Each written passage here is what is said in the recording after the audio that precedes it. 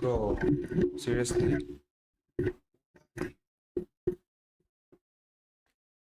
I have no idea.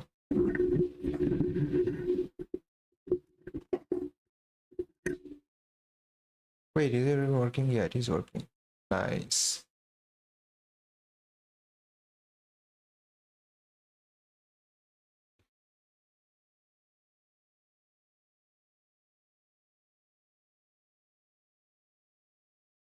Okay, I've been working on this thing for too long now. I have to finish as soon as possible.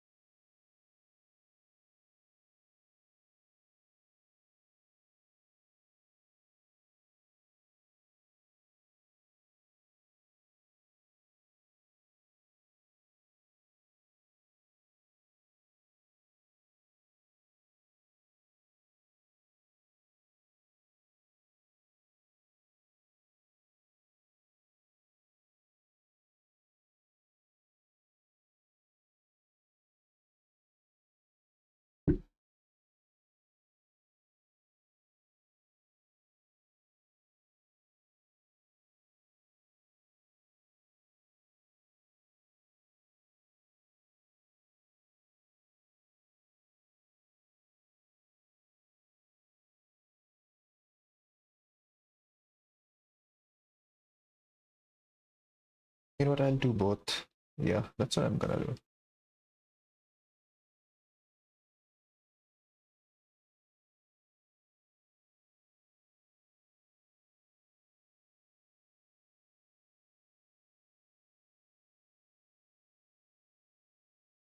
I'm not even watching this right now. I have to focus on my work. Okay. Hmm.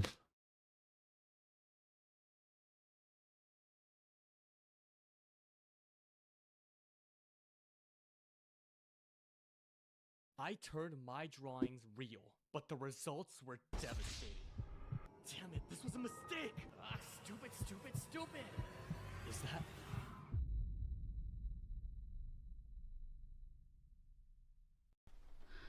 I hear you. I do. It sounds so frustrating not being able to sleep. What the fuck? My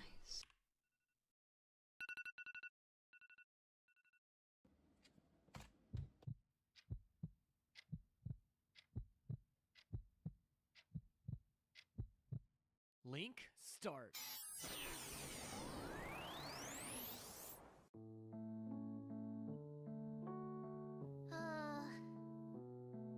What's wrong, Chuny?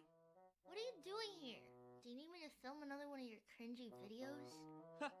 Oh, Chuny, video this, video that. Do you think making videos is all I do? Stupid idiot. Aren't you supposed to? Isn't that your job? Shh! Don't say that word. I'm just here to check up on how you're doing. Oh, I've been a little bored. Bored? Why's that? Nothing interesting happened in your life recently? You should go out more often. Well, I would if I could, loser, but I'm in a white void 24/7, dickweed! Fair enough. I wish I could get out of here and see outside stuff. Yeah, it's great. It's too bad you don't have a physical body you can... Physical body, physical body, physical body, physical body. You know what? I think I have just the idea on how to get you to the real world. Really? Yeah, you can count on me. Believe it. That's the nicest thing you've ever done for me. Yeah, it probably is. Well then, I'm heading out to get started. And I'll make sure, no matter what the cost, you will finally get to see the outside. Okay, get out.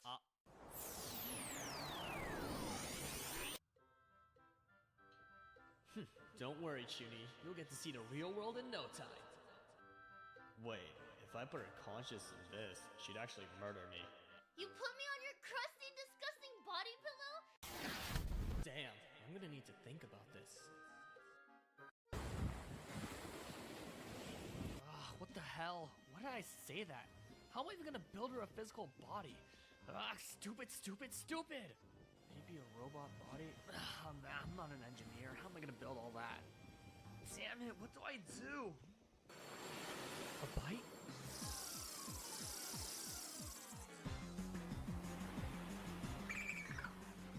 Ew! Go get out of here!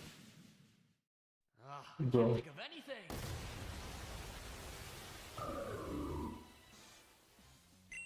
Wishy-washy the fraud Pokemon. Pendejo. Because I'm the right fucking Pokemon. Yes, it is. Dickweed? Why is everyone calling me that? It's wishy-washy school form. The little jits group up together in the form of a bigger jit. Group together. That's it! Can't believe I didn't think of this sooner. Go! Pikachu! Just like that wishy-washy, I have to make a bunch of small chunies and tape them all together into a bigger chuny. Well, how tall is an average tsundere chunibyo girl? I see. And if each keychain is 2 inches, then I'm gonna need to divide this by pi, move derivative, and if x is here, probably at least 50. Okay, let's get started. Don't worry, Chuny. I'll see this through until the end, no matter how hard it is. This shit too hard. I'm buying this online. Make your own custom keychain, GSJJ. This should do. Oh, it's already here. Now we just have to lay it out in a form of a girl. Okay, joke's over. I'll just move these.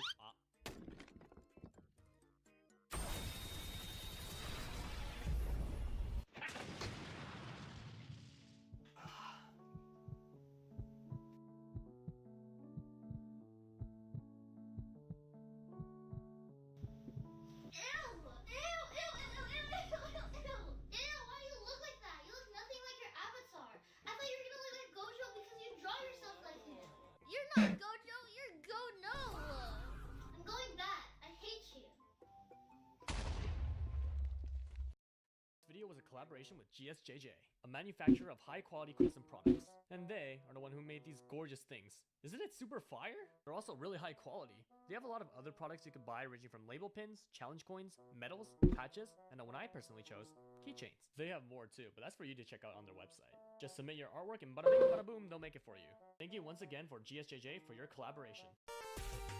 Bro. Man, this is how it ends, like seriously.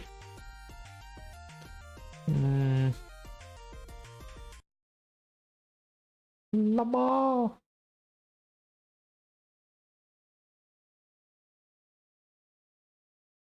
Oh, welcome, swordfish. How are you doing? Hope everything's going well. Hello, hello. Lama. Man, this is the worst place in existence at the moment. Lol.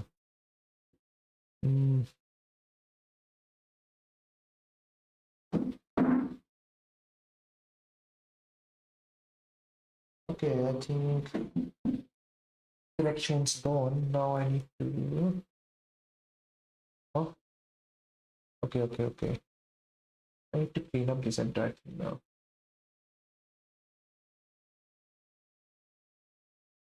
Man, so pro. Yes, what about you? Khichdi banaya? Yep. Khichdi is ready. I just need to heat it and eat it, but I'll do that later. Oh, right now I feel a little feverish. I don't know why suddenly what's happening. I mean, today was a really tiring day, but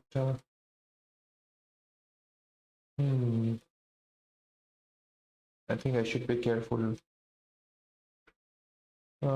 If things get worse, maybe I'll stop streaming. You know what? I should definitely stop streaming if things get any worse. But yeah, hopefully you are doing well. Okay, but I need to complete this as soon as possible, man. This is like, yeah, I've been spending time on this art for too long. Now it is time to end everything over here. Okay.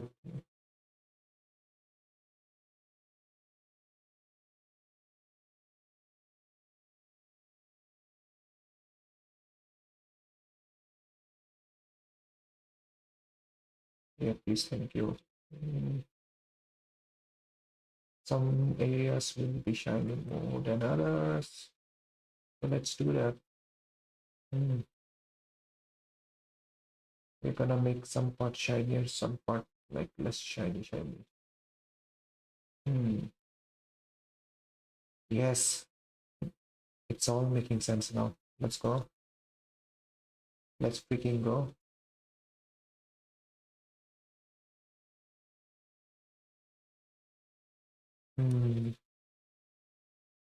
I like the way it looks nice.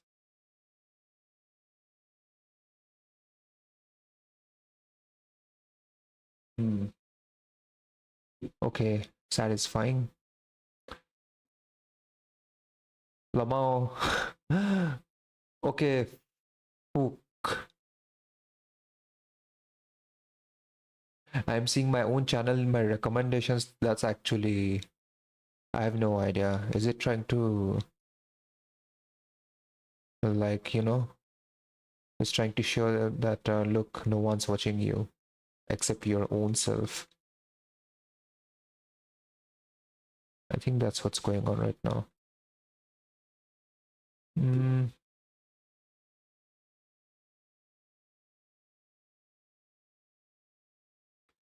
Do not make this mistake in the Cyberpunk Hey, collab. man. So if you're free to play or a low spender who's really not trying to go for any Lucy or Rebecca's resonance chains, I would advise you to wait until we can get all of the free pulls from the event and don't spend all of your ass rights on day one. If you're lucky, you might be able to get Lucy just by using the free currency that they give out, which means that you can save your ass rights for future characters, or you can try to go for that weapon. You need to keep in mind that we do have different PD and guarantee system for the Cyberpunk collab banner and the featured resonator banner. It is really important to be as efficient as possible. So do not make this mistake in the Cyberpunk collab banner. So if you're free to play or a low spender who's really not trying to go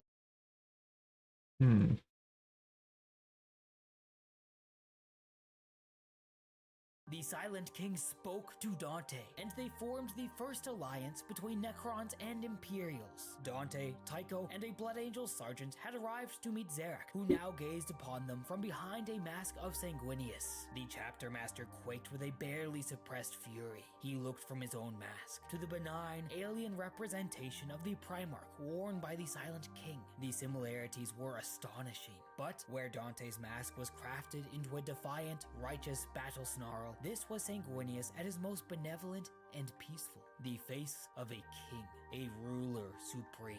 Finally, he found his voice. How dare! The Judicator Prime spoke again. Dante of the Blood Angels, the Silent King bids you welcome. None among us shall harm you, while you respect the sanctity of this court. Your Silent King had best learn to speak and explain to me why he insults us with this mockery of our Lord Sanguinius. If he thinks to make his demands more pleasant by skinning them in the face of our holy founder. This is not so. Dante of the Blood Angels, mighty Zarek, last and greatest of the Silent Kings, honors your angel father and the accord that we wish to strike with him in ages past. Dante twitched. That is a lie. Our Gene Sire would never have treated with Xenos filth. The Silent King cannot lie, for he does not speak. He will not speak, not to you. The Tyranids are coming, whether you or we choose to remain or not. The conflict between us was an error. Why, then? Why seize this world and defend it from us? The conflict between us was an error. Mighty Zarek, last and greatest of the Silent Kings, did not seize this world. He meant to defend it. The error was yours, Dante of the Blood Angels, but you were not to know, and we did not take the time to make it known. And in fighting us, you have lost significant forces that might have assured your victory over the Tyranids. Correct. There is no more time. We must form the alliance that mighty Xeric would have pursued with your angel father. Join us, and we will save this world for your Imperium. What do you care of the Imperium and its people? We are most concerned with the survival of the human race. There are greater matters at stake here. Dante stepped forwards, holding out his left hand to the Silent King. I cannot speak for the Imperium, and I cannot speak for what my blood father Sanguinius would or would not have done in my place. But my warriors will lend their numbers to yours, and then you and I will speak of the future King Xeric. The Silent King reached out and grasped Dante's wrist in a remarkably imperial manner. Then he leaned in with an alien grace that should have been impossible for a machine and whispered something into the chapter master's ear. They are the rising storm, and you must become the shield. The Silent King spoke to Dante, and they formed the first alliance between Necrons and Imperials. Dante, Tycho, and a Blood Angel sergeant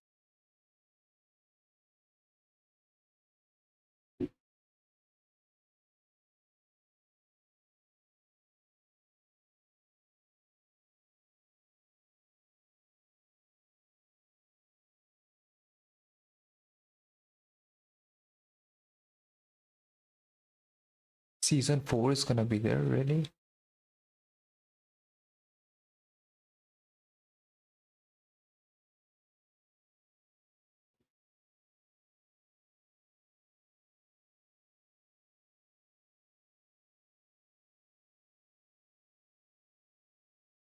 Ah, man.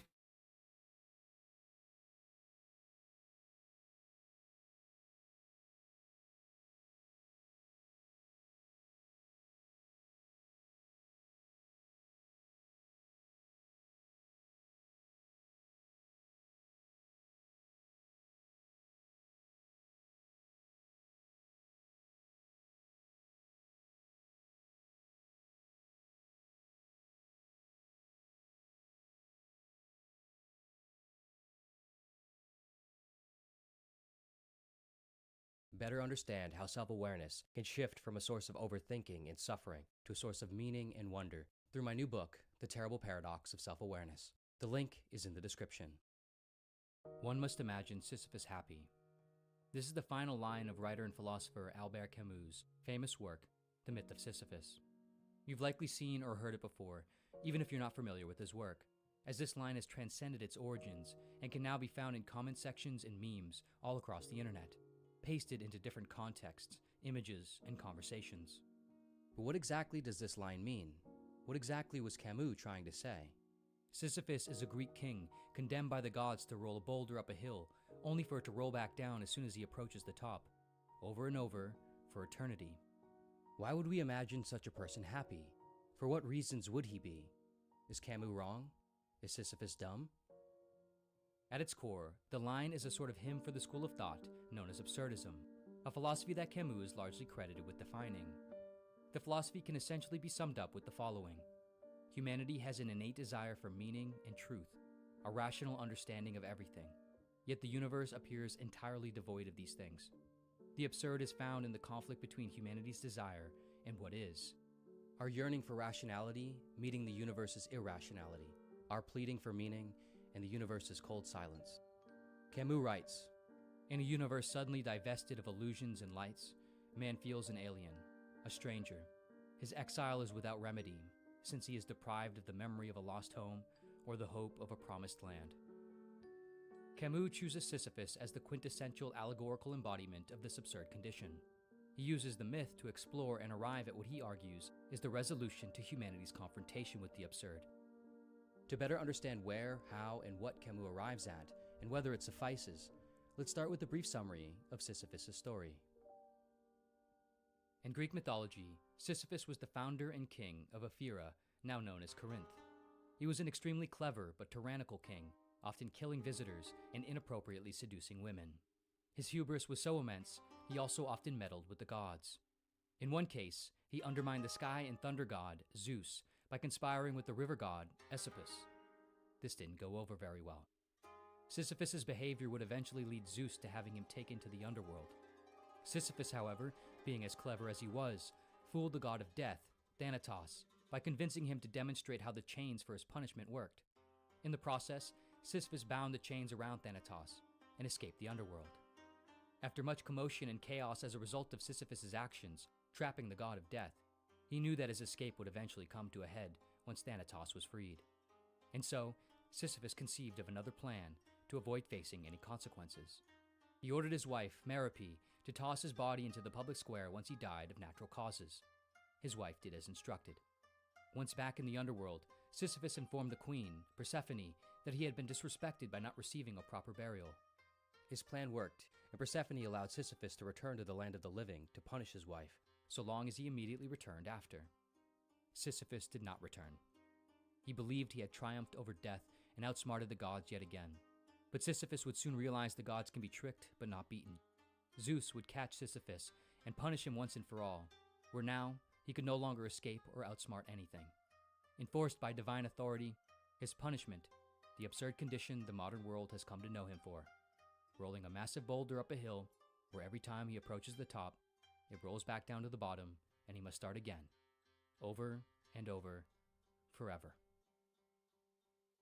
Sisyphus is a striking choice for Camus to embody the condition humanity finds itself in, particularly in the modern world. So much of life is comprised of tiny boulders reminiscent of Sisyphus's plight. From cleaning the house and paying the bills, to day-to-day routines and work, to career benchmarks, social achievements and relationships, to humanity's technological and scientific progress. These all have a kind of looping futility to them. They fail, end, or lead to new problems. Even if we accomplish them, we find ourselves essentially back where we started, bored, confused, and desiring of something we can't quite satiate or put our finger on. And of course, all will ultimately be crushed under the weight of the one giant boulder that is life itself. Everything we do and accomplish, everyone we love, everything we learn, obtain, or think we've made sense of, will turn to dust underneath the boulder of our mortal transience. And if we see no obvious afterlife, no obvious order in the universe, no ultimate answers to our why questions, it all seems to go nowhere, back down the hill. Camus writes, to work and create for nothing, Hello, it's to Tuki sculpture again, in clay, and today we're to know that one's creation has no future, to see one's work destroyed in a day while being aware that fundamentally this is no more importance than building for centuries. This is the difficult wisdom that absurd thought sanctions. So back to the question. If this is Sisyphus' story and eternal condition, and this is what Camus is paralleling to humanity's condition, why must one imagine him happy? What about this condition gives any reason to believe in the possibility of happiness? There are, of course, many interpretations one can make about Sisyphus' psychological state and Camus' philosophical intention. It's helpful to first ground those interpretations in the cultural and historical context in which Camus was writing in. Born in French Algeria in 1913, he grew up during a period of immense cultural volatility and change. Between the world wars and the increasing collapse of societal structures, Camus existed in a world comprising heavy hearts and unstable ground.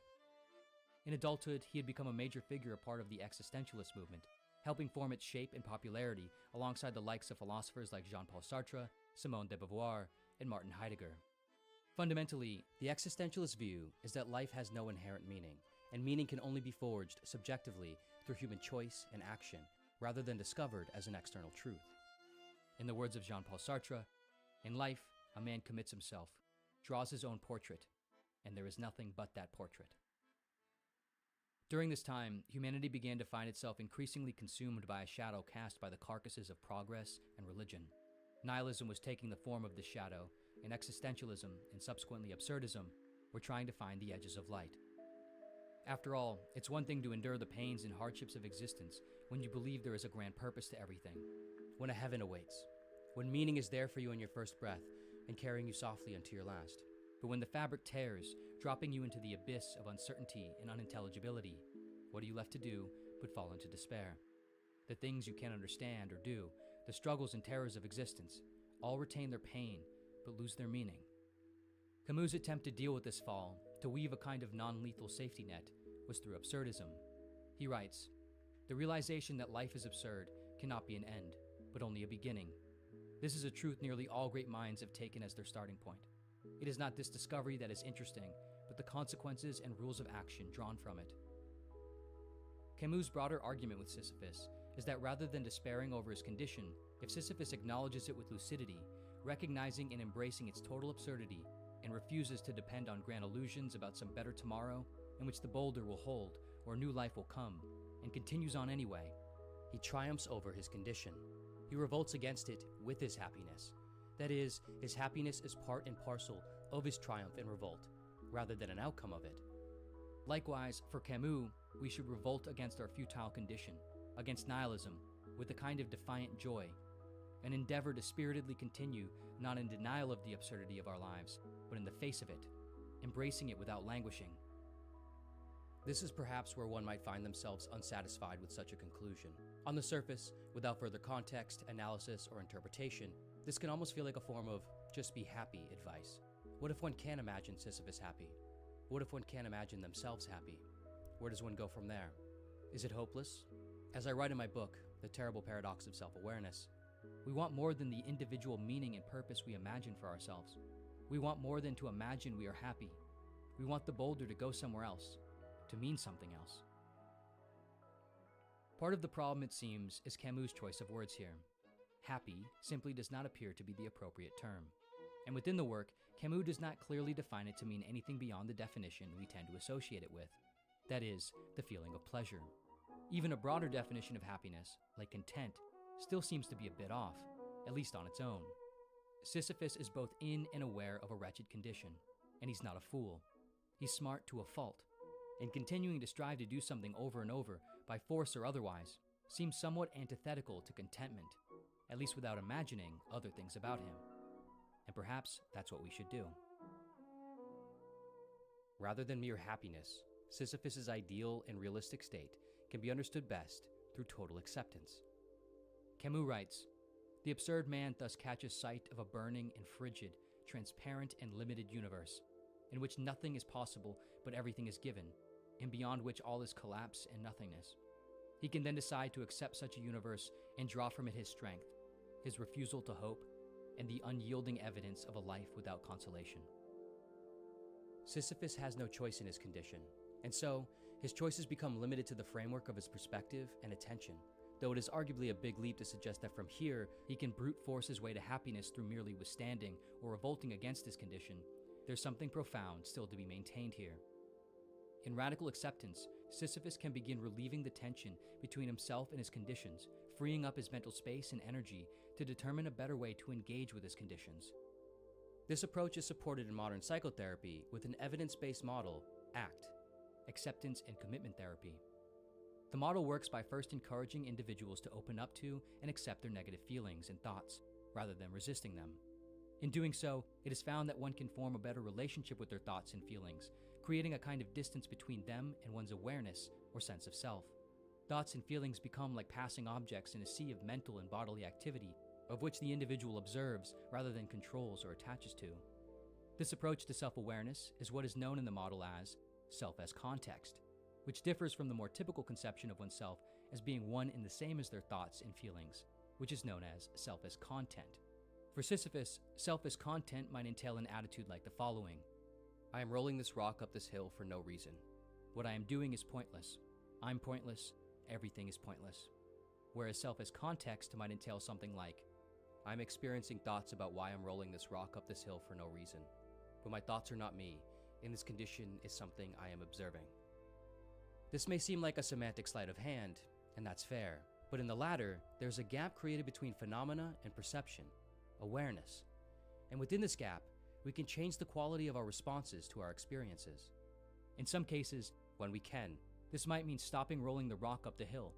In other cases, it might mean orienting our perception differently about the process of rolling the rock. ACT suggests that we calibrate our awareness according to our values, be it curiosity, creativity, wonder, or compassion. In other words, once we've accepted our condition, or at least what we cannot change, we still can and must decide what we should do and what we should care about within our constraints. In this, we paradoxically reclaim ownership over our situations. We go from using our energy to resist or deny reality, or attempting to withstand it heroically, to flowing with it and orienting ourselves in simultaneously real and productive terms. Perhaps Sisyphus might try to be the best rock roller he can, paying close attention to each step and each push, getting better and better each time. Perhaps he might try to consider as many perspectives and interpretations as he can during each roll, every angle of all the aspects and details of the landscape around him. Perhaps he might try to engage in the wonder and nature of the situation, with no dependency on ever comprehending it fully. Perhaps he might pride himself on not harming any bug or creature on the hill. Perhaps he might make ornate shaping, art, out of the paths formed by the rock rolling. Perhaps he might try to forget the rock and focus on each step, each breath, each moment, moving with the utmost presence, each push a kind of mantra for the silence of all things. Crucially, though this parallels Camus' philosophical framework, it arguably isn't happiness we are left with nor in pursuit of. Rather, it is sort of a non-attachment to happiness and unhappiness. It is a movement toward the frequent dissolvement of the very question of happiness and unhappiness. Am I happy is one of those questions that, if it has got to be asked, more or less dictates its own answer, wrote author David Foster Wallace. To be fair, Camus is arguably producing a work of literature here as much as he is philosophy. In fact, Camus rejected the title of philosopher, stating, "I am not a philosopher because I don't believe in reason enough to believe in a system." Any ambiguity or contradiction in his work is likely, in some sense, intentional, or at least accepted, for the very purpose of further interpretation. This openness and provocation of thought leaves room to both critique and affirm his ideas simultaneously. Like with Camus' conclusion, this still isn't a resolution of nihilism or meaninglessness. We are still left without consolation in the form of objective meaning or truth. But it is arguably a more stable kind of resolution, a paradoxical relief from the dependency on any ultimate meaning, truth, and happiness. In the end, like Sisyphus, we have no choice. We have no choice in being born, the nature of our minds and bodies, and the conditions of the world and universe. We too must accept what is happening, what we find ourselves in. We too must be aware of the phenomena comprising an existence inside a human, inside a world. It is our blessing and our curse, to see, conceptualize, and hope, but to never control, resolve, or know. But we can still choose values within the space of our awareness, without having to ground them in objective meaning. And we can still use them to orient ourselves toward the heights not of a hill, but of being. Perhaps, in the end, the line could read, "One must imagine Sisyphus present. One must imagine him focused. One must imagine him enthralled with wonder.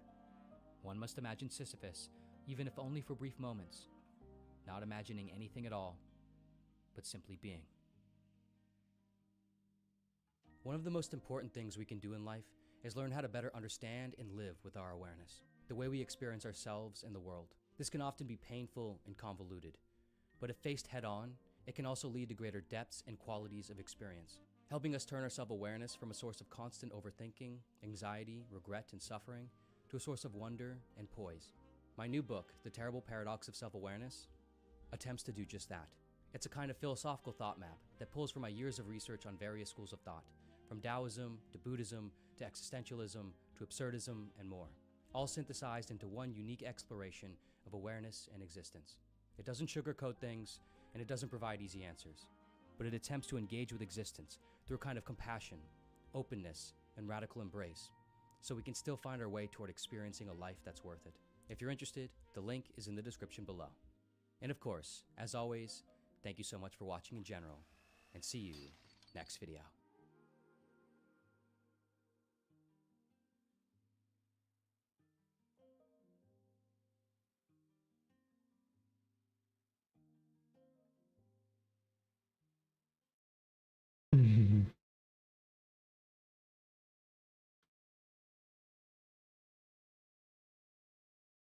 Why is Tiberos called the Red Wake? When a Tyranid boarding organism breached the hull of the Carcharodon's flagship and began spawning Tyranid warriors inside, the situation became critical as the lower decks faced the threat of being overwhelmed. Rather than send an entire squad to contain the infestation, Chapter Master Tiberos made a different decision. He went to the breach himself. As the first Tyranid warrior emerged, Tiberos charged. The impact of his attack hurled the creature through the air, while his ancient lightning claws, hunger and slake, tore through chitin, flesh, and even the corridor walls themselves. Within moments, multiple Tyranid warriors had been reduced to corpses defenses before they could land a meaningful blow. Then Tiberos did something even more insane. Realizing the boarding pod would continue spawning Tyranids, he climbed directly into the creature's mouth and disappeared into its living interior to destroy it from within. Moments later, the sound of roaring chain blades echoed from deep within the alien beast. He did not merely kill monsters, he hunted them within their own flesh, a brutal reminder of why Tiberos was known as the Red Wake. Why is Tiberos called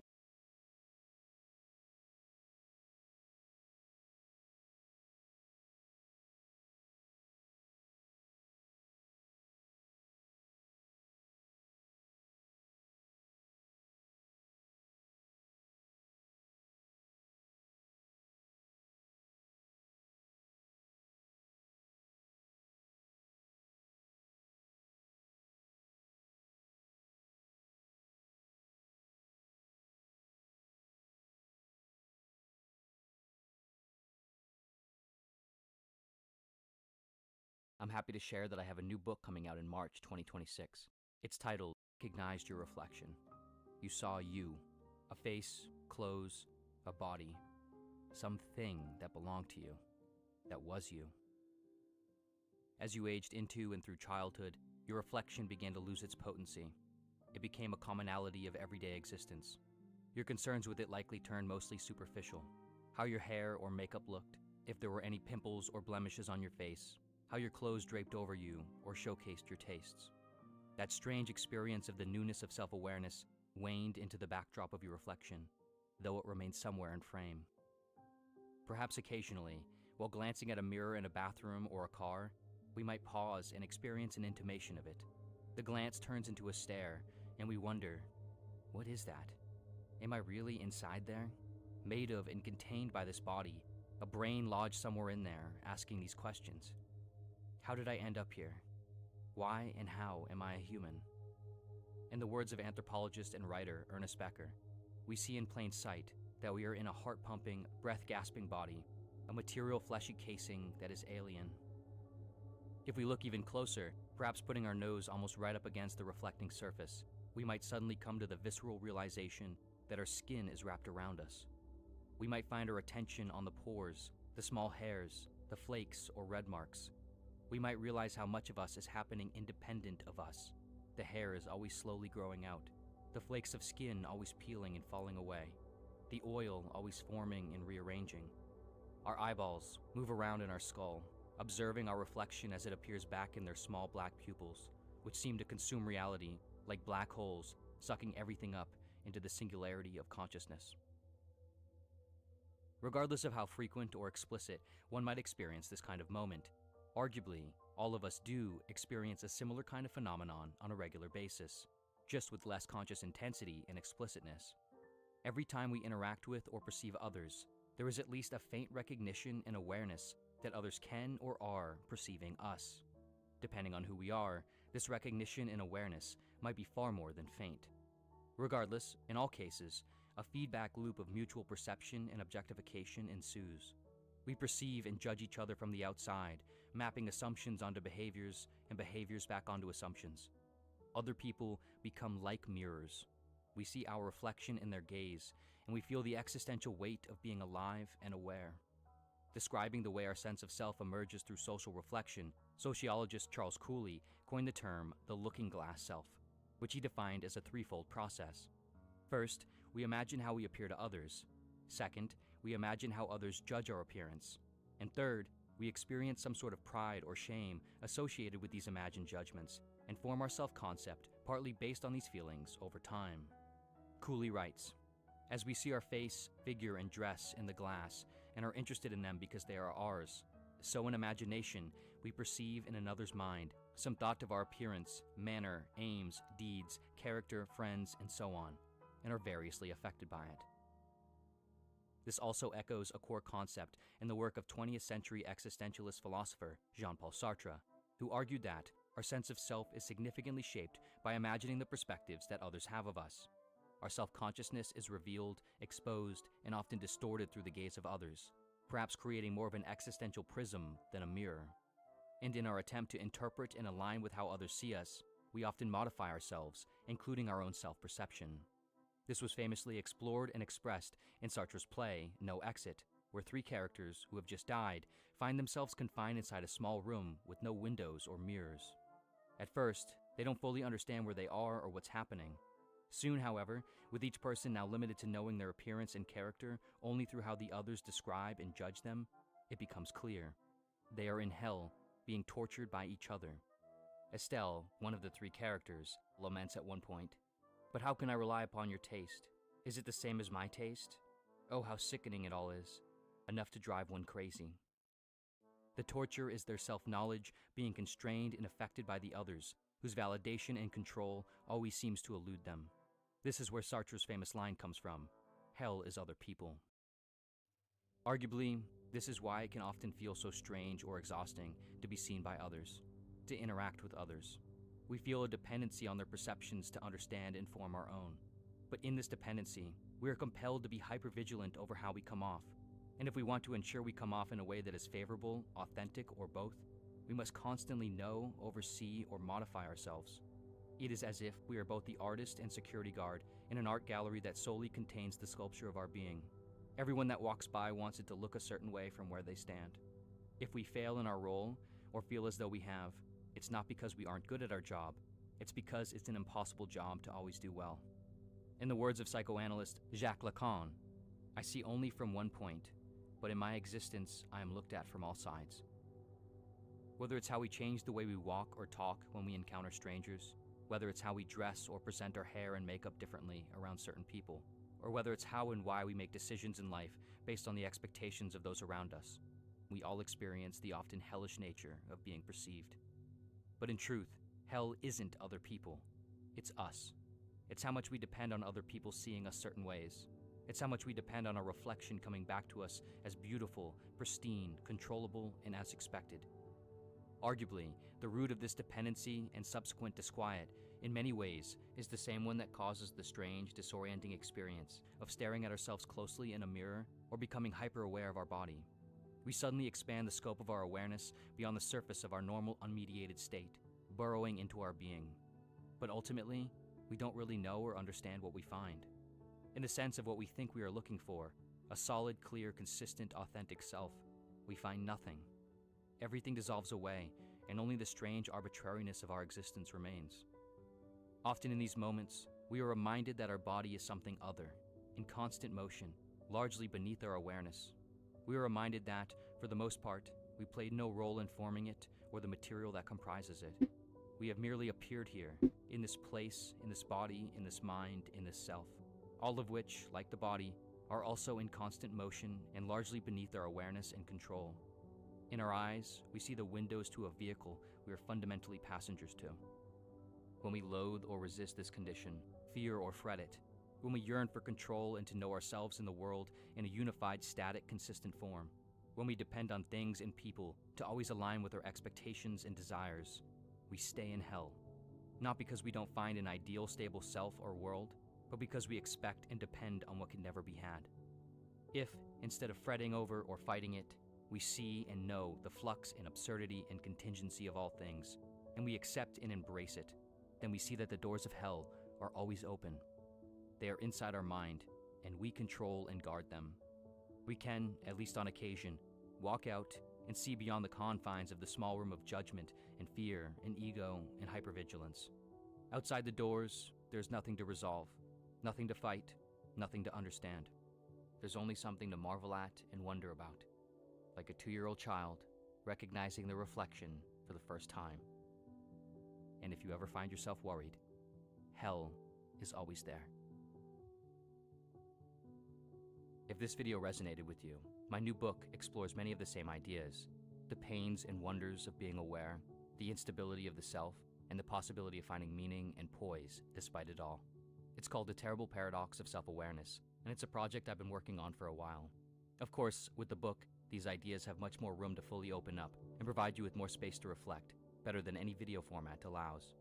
If you've enjoyed Pursuit of Wonder videos or any of my previous books, I think this one might resonate with you the most out of anything. It comes out March 10th, 2026, and is available for pre-order now, which you can find using the link in the description.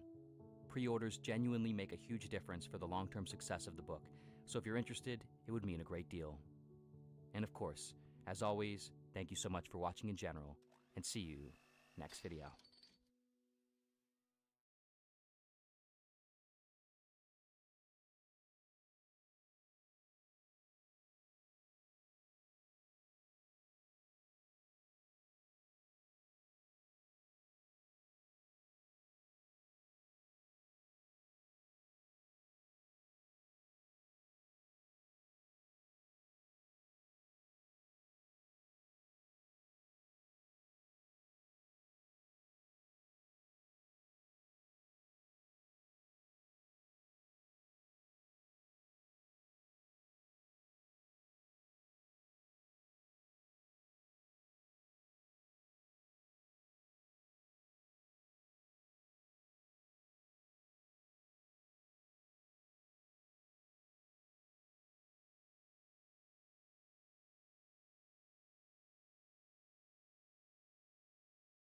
Bro, what even is the texture?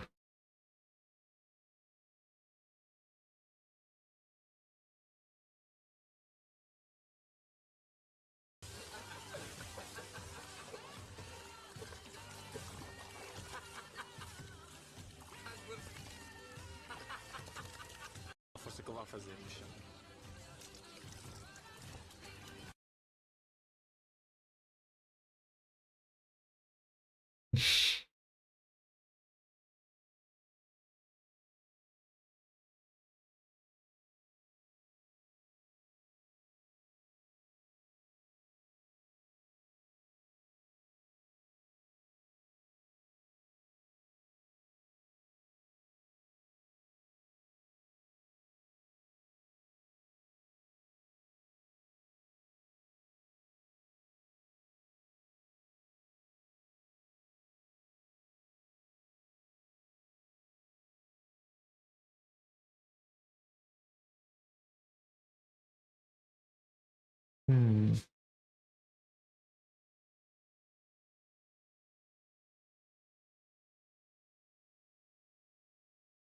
Nice speed painting, I suppose.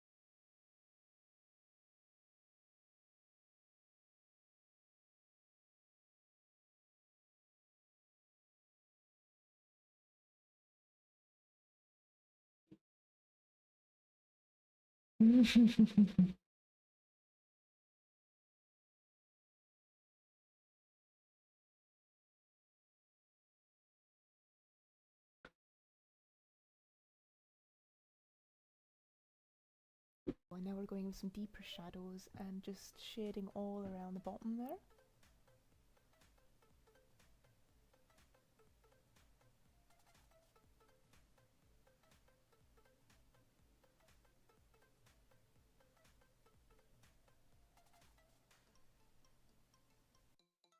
So I'll sort out the line art colour a little bit later on as well. I've made them really, really dark here so I could just see what I was up to, so I tinker with that at the very end. I probably shouldn't have coloured the orange one orange while I was shading it, because it's a complete pain in the bum to see shading on such a neon orange while you're working. It's not so bad when it's dark like that, but at the beginning I can remember looking at it and thinking, this is hurting my eyes, I probably shouldn't have done this. Bro.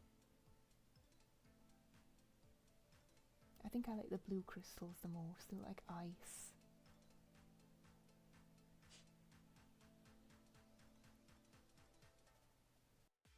And now we're just putting all the highlights on. So anything again that seems to be facing the left hand side, I'm trying to like cake that in the light, because this is a particularly sparkly crystal, I think.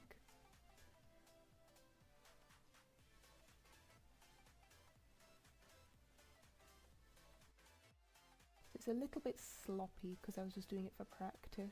So it's quite rough and ready here and there.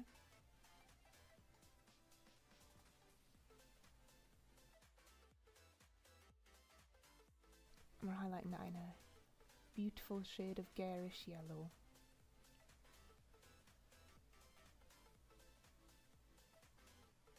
There we are. Okay, okay, so I have to do that thing also. I quite like the pink one, the like narrow one. It's like a crystal wand. If it was a bit longer, it'd look like a wand or something.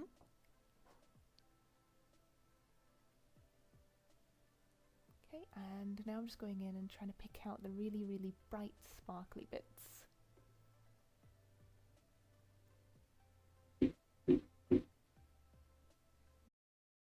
Just a few lines like here and there. I see how it is.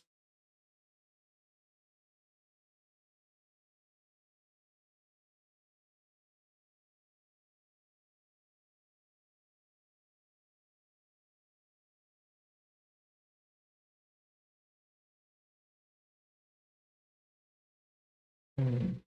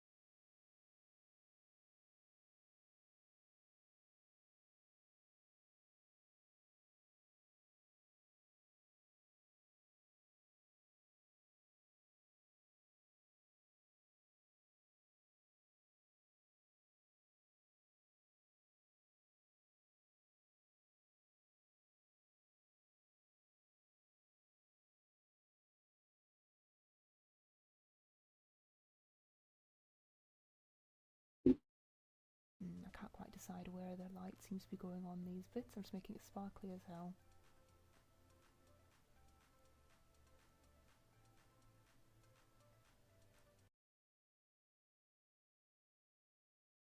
Hmm. I see how it is.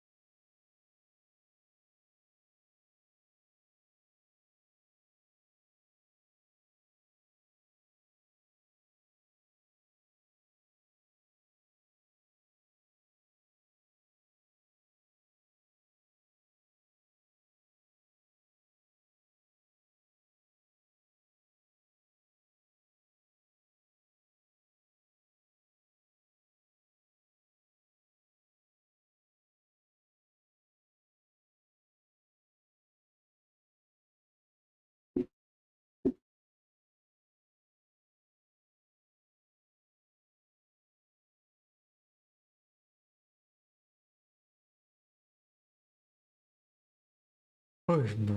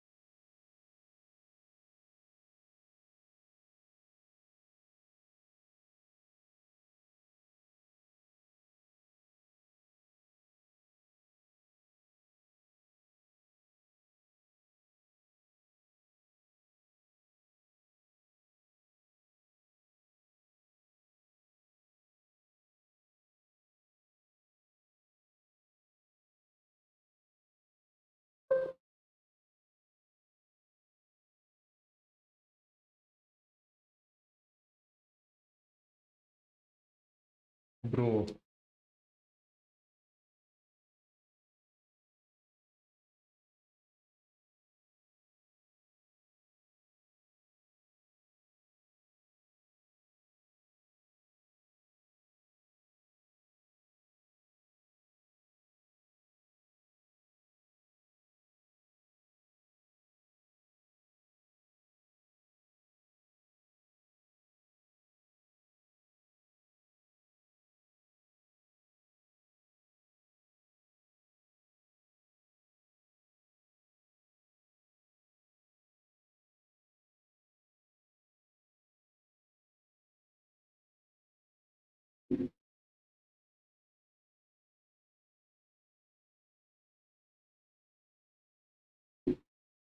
Better than Japan. Today, the show's director had a plan to prank the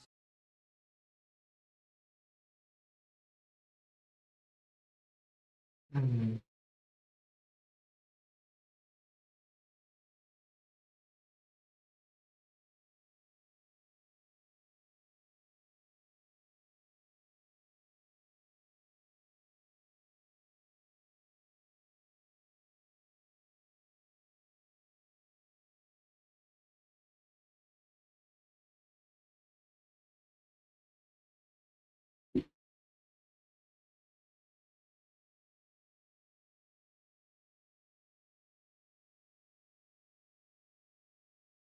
Wow. It already blew up. Okay, never mind. She already had like 10k followers for this.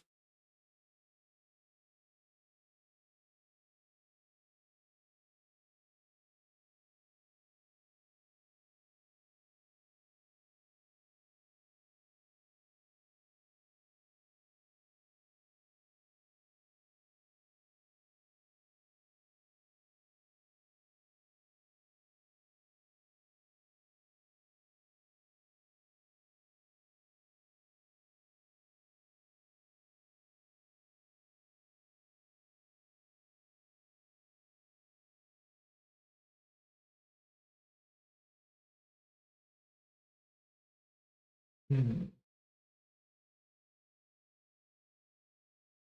Oh shoot, okay. Rendering.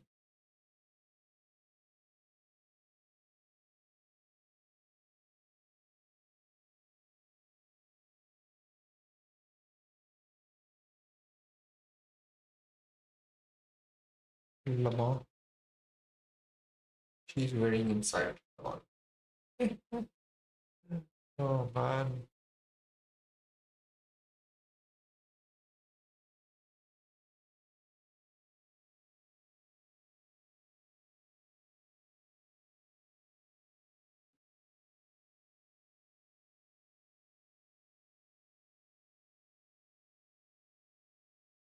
Hmm.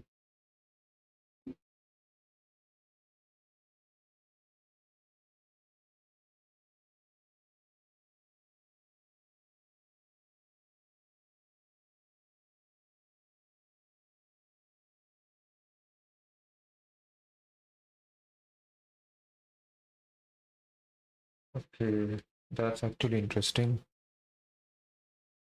Oh man, they do this one thing and like they get all the attention in the world. That's actually insane.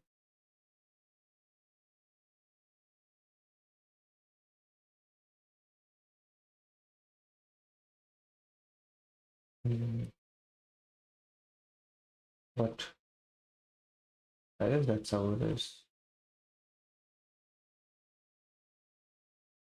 Whether I'm unfortunate or I just suck at it. Yeah, maybe that's the reason. Perhaps I suck at it. That's how it is. Anyways.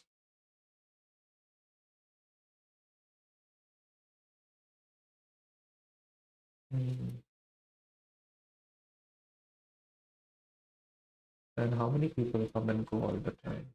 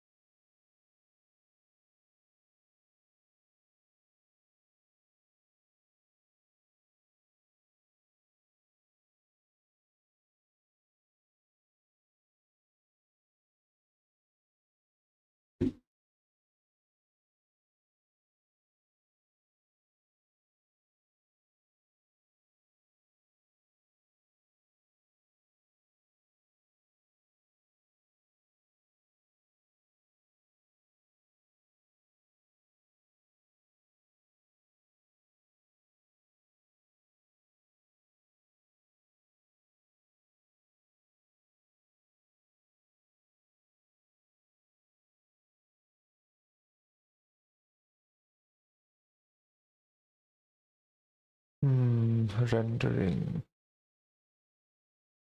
I think I need to see a lot more rendering thingy. Hmm.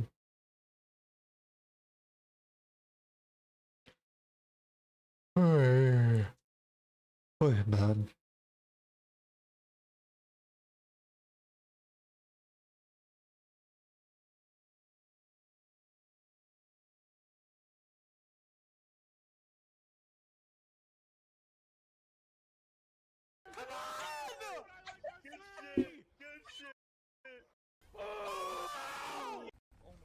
I'm in your roll, I'm in your roll.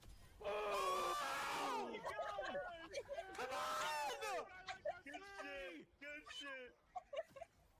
Yo, stand point, stand point. Okay, listen. We ended at gunpoint.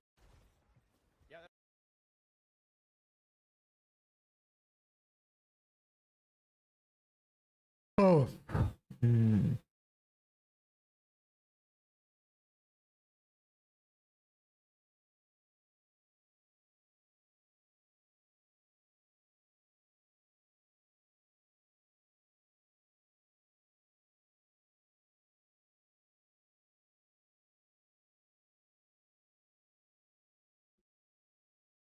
You know what? Let me post this.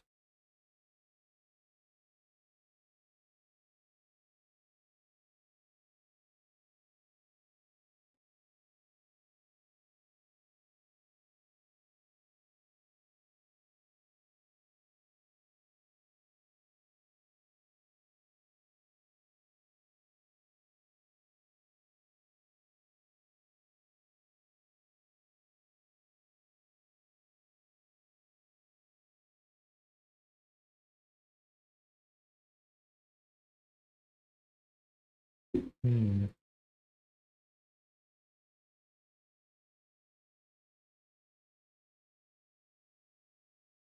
Let's upload some more.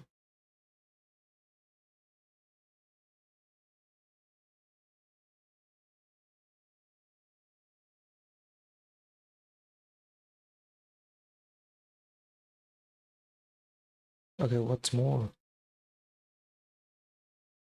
Oh yeah, this one.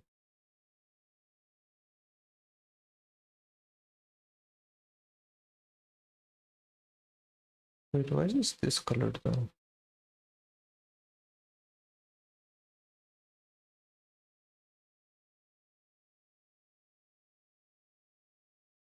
What about the others though?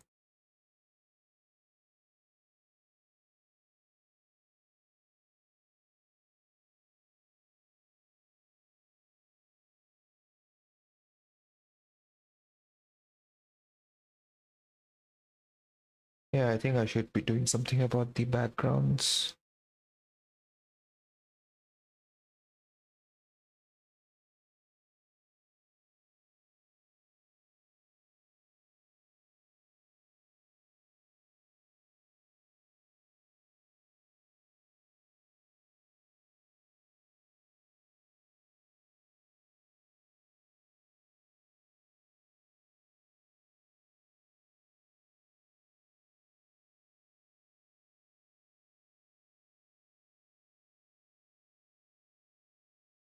Hmm.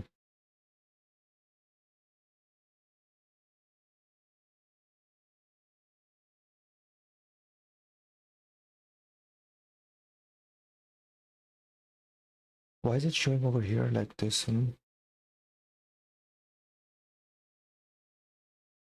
Okay, but that's actually insane.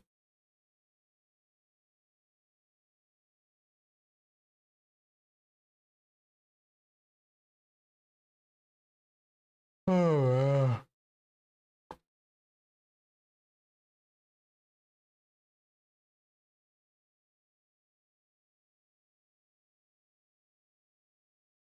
man, they're putting good colors except me.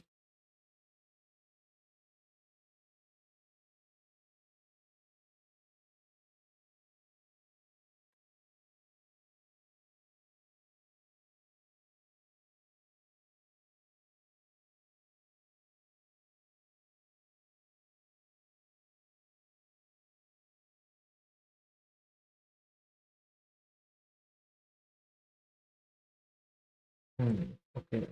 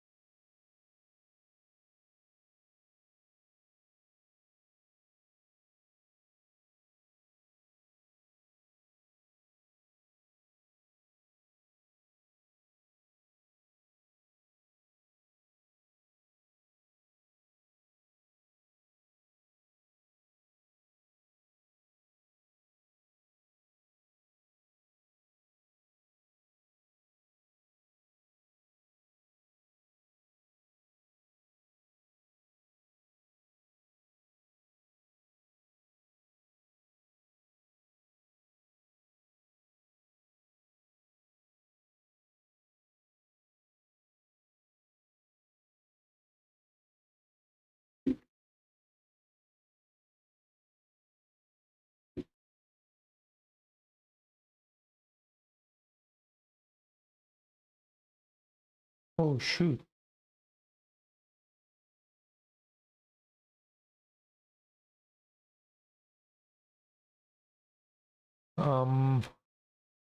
Okay, I see how it is.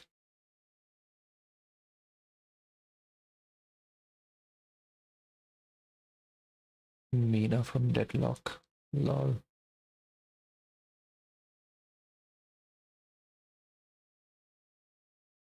$298. That's actually insane.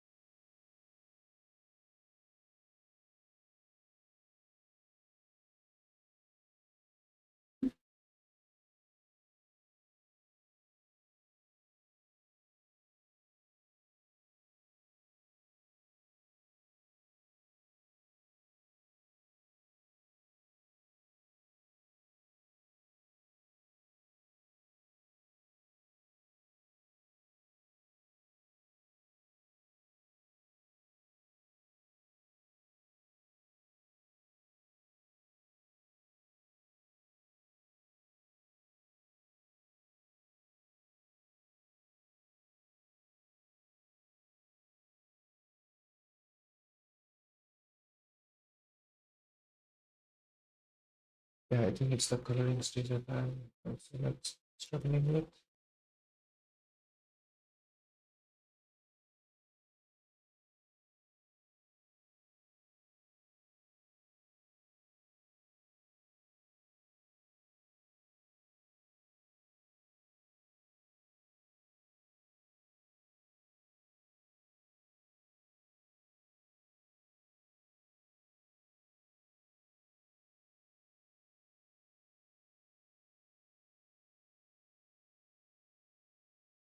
Damnation.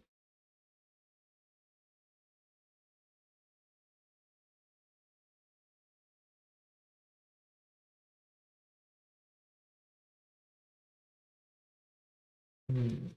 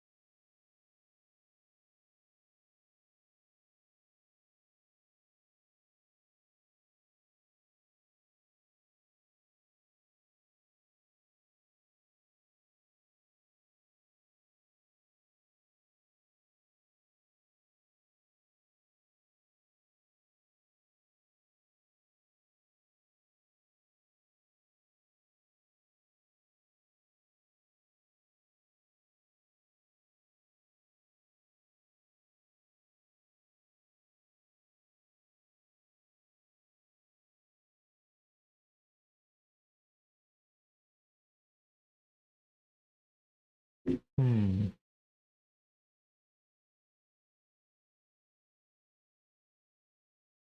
Okay, that's actually really colorful.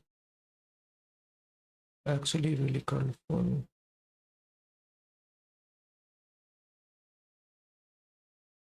Alright.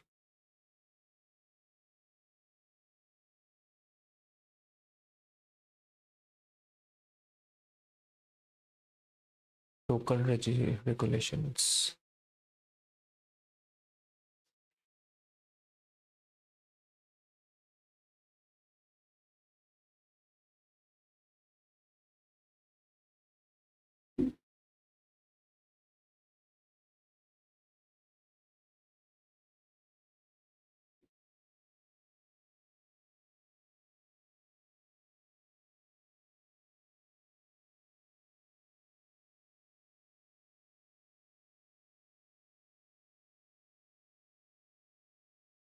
Hmm. 15% off.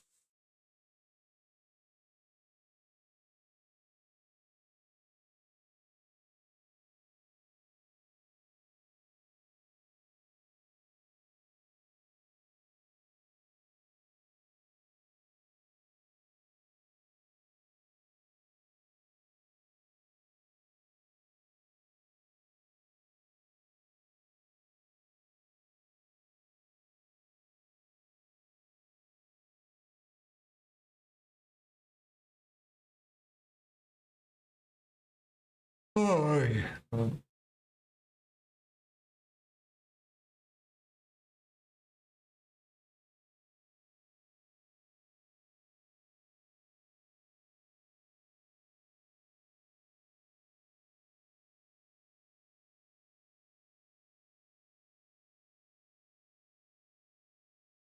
there is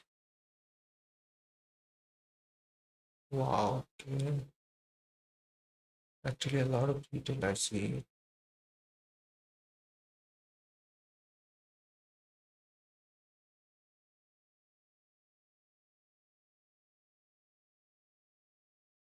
Alright.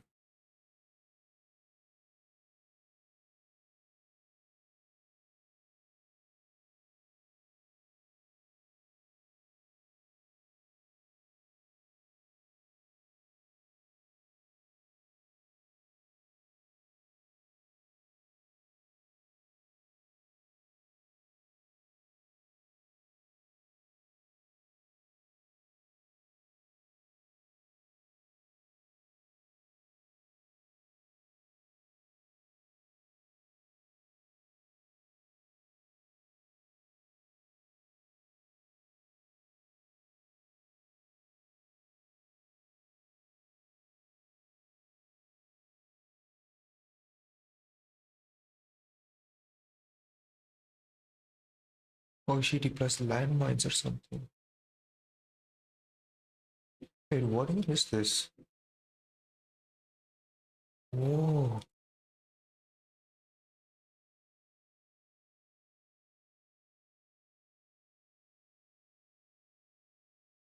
No characters in the video as it's in. I didn't know this thing existed. That's actually insane. Hmm.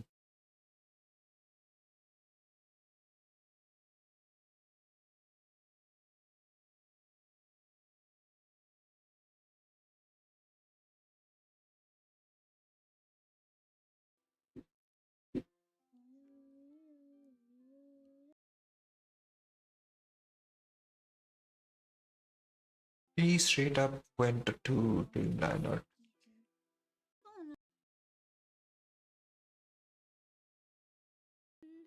Animation? 20 seconds. Yeah, so it's gonna. man, this is so cute, man.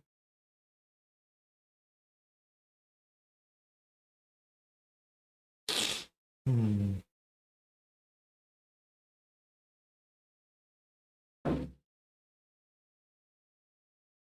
If I-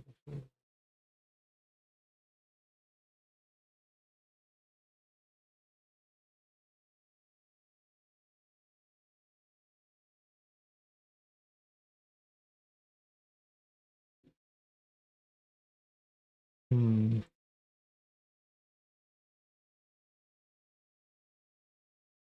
Synchronicity.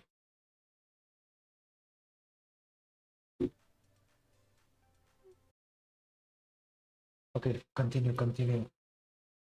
Don't get distracted, my friends. There we go. Right, I'm on to the orange.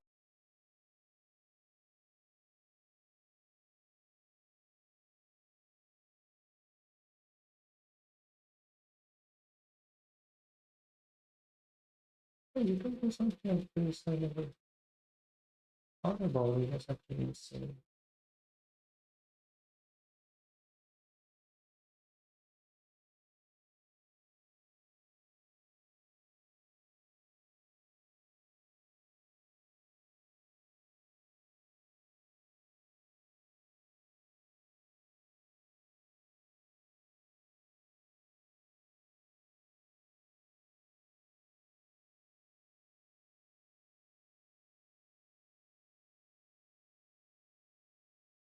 Hmm.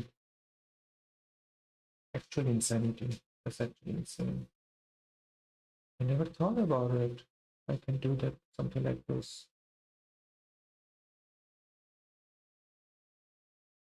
Along the edges and like this.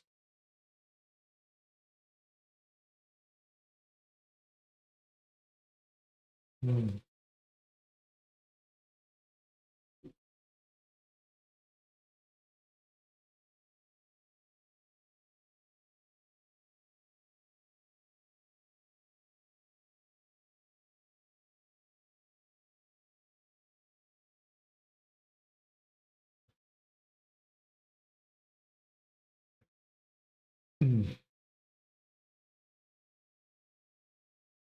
Wait, what?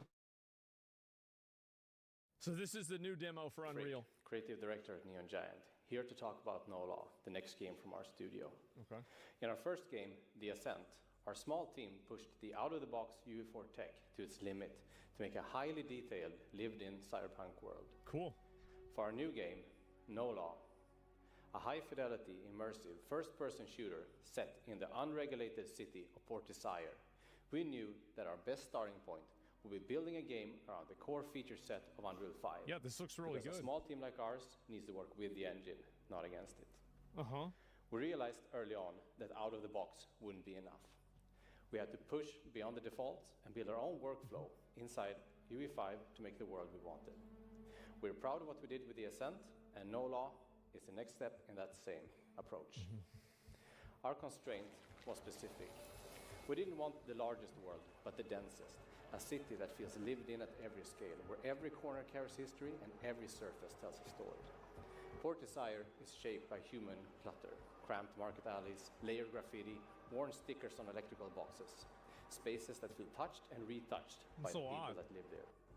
Our goal was to tell a story with every frame, from a messy apartment where characters go about their lives to the skyline. This is all in, wow. As a relatively small team, that ambition came with real challenges. We wanted extreme detail everywhere, but we also needed stability and performance without hand optimizing each location. For us, the answer wasn't a single system, but a shift in how we built the world. Okay. We prioritized density over scale, and we built a pipeline that let artists handcraft spaces without constantly stripping detail back and without relying on procedural generation. Nanite is what made that approach viable. It lets us keep a high level of detail across surfaces without treating every asset as a trade-off between fidelity and performance. Yeah, that's usually what the problem Our custom is, implementation of FastGeo in combination with the world partition system enables a seamless experience that never breaks. It allows us to have details in every nook and cranny and tell a million small stories. In fact, we have more objects in any given frame than the entirety of The Ascent. With this workflow, we can preserve detail and density in every corner, from the smallest bolt on a freighter to the city as a whole, with no invisible walls and no loading. We built tools inside Unreal to help our artists handcraft the entire city, alley by alley, building by building. This looks really good. Block by block. Yeah, holy fuck. To show Port Desire's full range as an urban city, overrun with vegetation, we needed dynamic lighting. From the cozy, lush midday sun to the darkest, the most dangerous alleys where even the bright neon light does not reach. Yeah. The challenge was maintaining a fully dynamic day-night and weather system without unpredictable frame times. Lumen gives the foundation. That's really good, man. Like, yeah, I mean, was maintaining a fully dynamic day-night and weather system without unpredictable frame times. Lumen gives the foundation for fully dynamic lighting and mega lights that are artists focus on the believability of the space instead of tuning every single light source. Every believable space needs dozens or hundreds of individual light sources, from the smallest blinking electronic warning light on a camera to the large neon signs above a marketplace. Mega lights allow us to retain the visual fidelity bar we're aiming for while keeping performance considerations low. Sure. Once everything is dynamic, it starts to affect the gameplay. Is this optimized? Probably not Players entirely. can shoot out a street lamp, flood a space with a flashlight, or they can leave an area in darkness and have the AI NPCs react to light and shadow. Shying away from glare, searching through darkness, or escalating when something feels off. Can you hire hookers? I hope so. To make the city feel alive, we leaned on the mass framework to drive our crowds. NPC density and types shift based on time of day, region, and weather. In the slums, a storm clears the streets, but in the more sinful parts of Port Desire, even heavy rain won't slow things down. Mass lets us simulate thousands of characters at once, over 3,000 at any given time, which is also more than the entirety of The Ascent. So the city always feels active, no matter where you are. The fuck? We're also using MetaHuman, paired with our own character randomization system. That's their own, like, together with MetaHuman character Animator, creator. we can generate and bring to life thousands and thousands of variations of characters, so that the main characters and the extras in the background are all unique. We wanted a world that reacted systemically to the player, without us having to hand place effects and destruction. This is, I Filling really a world do of think this this is density and impressive. scale with contextual effects I do. while maintaining performance and This looks really interactivity good. was one of our key challenges. By combining PCG and Niagara data channels, environmental effects are procedurally populated where Jesus. appropriate. Wherever artists place trash or leaves, particles will spawn dynamically based on wind, weather, and player actions. Shoot a bullet or throw a grenade, and particles will move out of the way. Yeah, it makes sense. We combined chaos physics and their own GPU-driven solution to support tens of thousands of moving objects simultaneously. Damn. The result is a reactive environment where smoke lingers, embers drift, and broken glass stays where it fell. Creating NOLA has been the process of finding where the engine ends and our custom tools begin. This is nuts. Achieving this level of This is really density, lighting complexity, and systemic reactivity was previously impossible for a studio of our size. Yeah. By leveraging UE5's latest tech to bypass traditional development bottlenecks, we have finally been able to build the uncompromised version of the world we wanted to create for years. We can't wait for you to experience it. Thank you. I'm gonna be real. Like, I know there are some people that are being negative about this. I'm not. I think this looks fucking awesome. Yeah, this looks really cool. I will say, though, and this is important to keep in mind, is that condensation on a bottle doesn't sell a video game. None of this will sell the video game. This is a really cool tech demo, and it's awesome that you did this, but that's not going to make me want to play the game. It's a really cool idea. Let me go back, and I'm going to see this here. And Unreal. Una Masume. Oh, my God. Unreal Engine. Let me see if I can show you some more of this here. Unreal Engine 6. Oh, boy. Yeah, here we go. All right, let's watch it. Okay, let's see this in action. On the left, we have Unreal Engine. On the right is a terminal running Cloud Code. You can see every message going back and forth. Cloud Code is talking to Unreal through the MCP server, reading the scene, and taking actions directly inside the engine. So let's start with something small, a modern living room. Okay. We start by giving the model some context, what we want to build, and whereabouts in the level. And to make sure everyone can follow along, we're showing a summarized version of each prompt as we go. Okay. But if you want the full details, you can still see that in the terminal. So they're developing all this with AI. We're going to speed things up from here for presentation purposes. But everything you're seeing is real work happening inside the engine. So we can ask for the basics, a sofa, a rug, and a coffee table. Then fill it in with chairs, a lamp, and a side table. Semantic search, which is part of the 5.8 release, pulls assets from your library that fit that description. And because this is Unreal, we can also manually add a chair, describe it as a reading nook, and the model will furnish the room accordingly. Every step here is a creative decision that you're making. Models are good at broad iterations. You're good at knowing exactly what you want. Those same principles work whether you're furnishing a room or whether you want to scale up and build an entire city. So let's take that same approach and build a city. This is nuts. You start by drawing the boundary. Okay, From that's there, where the city is. you can decide where the districts go and what characteristics each one has. Highways cut through on your direction. Dude. And from those, the road network starts to fill in. Grok, generate me Los Angeles. Buildings come up. The model here is using semantic search to find the right assets from your library and place them in the level. Ask for a forest around the edge, and it can fill that in. Now that the city is built, we want to light it. Holy shit. Getting lighting right on Unreal is a skill that means touching dozens of parameters that all need to work together. Yeah. Light balance, cloud materials, sky atmosphere, post-process. Just made this? That's a lot to know. But by creating a dedicated lighting skill, you just describe what you want, and the model orchestrates that all It for just you. does, like, make it good. Ask for a purple dusk. A purple. And there it is. Wow. That is fucking cool. That is really, really fucking cool. Holy shit. Man. Good, it's adjusting all those settings in concert. Then we can ask for overcast skies. And this is a good example of where the model gets things wrong. It misread the sky and tweaked the cloud material the wrong way. I can't win them all. You can see exactly what happened, correct it in the next prompt, and you're right back to where you want to be. Jesus.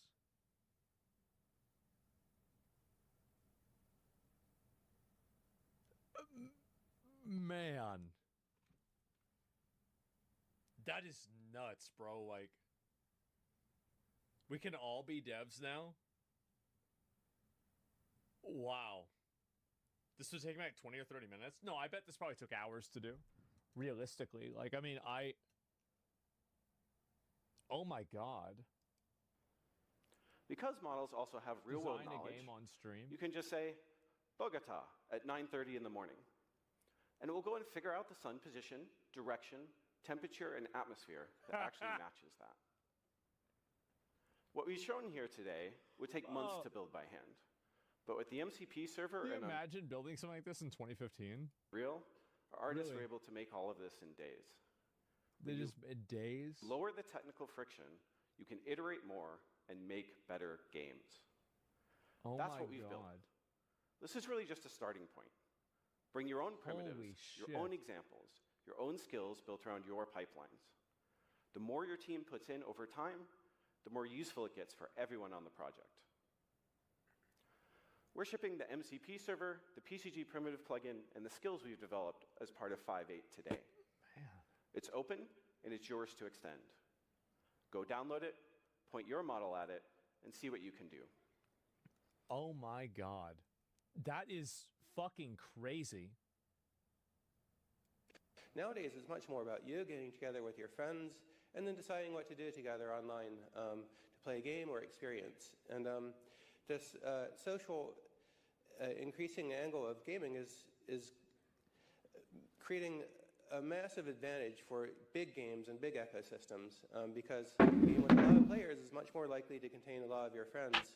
And a long-established game with a huge player base has a much easier job of retaining players than a new game has. I automatically trust them. I do. I do. Like, if you bring up the guy that looks like this, that talks like this, and he's explaining the tech, I'm going to immediately assume it's really good. I like, yeah.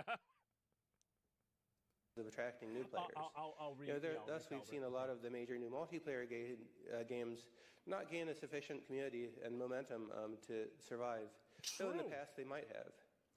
The other big change that's affecting gaming is that the economy is shifting from buying games to buying things in games. And whether you're a fan of this or not, the arithmetic of it is undeniable. This is another thing that reinforces the success of very large existing ecosystems in games and makes it ever harder for new entrants to get in.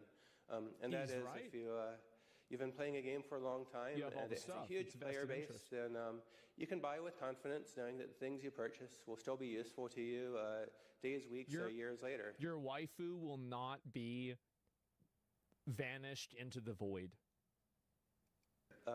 Whereas when a new game comes out, it's a much more difficult decision to spend. You're not sure if you're going to play it next day, next week, next month, and are much less likely to spend. And the final trend that's affecting gaming is that the market for players' attention has become extraordinarily competitive, more so than I've ever seen before in my lifetime when we were competing with lame television and other things that trend almost into vice, all competing for people's times, all very effectively. And so to overcome these trends, the game industry, whether we like it or not, is reorganizing itself. And there are kind of two big predictions for the future as these problems reverberate throughout the industry. One view of the future is that Roblox grows and eats gaming. A lot of people are saying this online. But what you have there is a centralized platform with a single gatekeeper that commoditizes. And you know he's mad about this. He's so mad because Roblox did it on accident, and you keep trying to make Fortnite do it, and you're so far behind, and you know it. And you know it.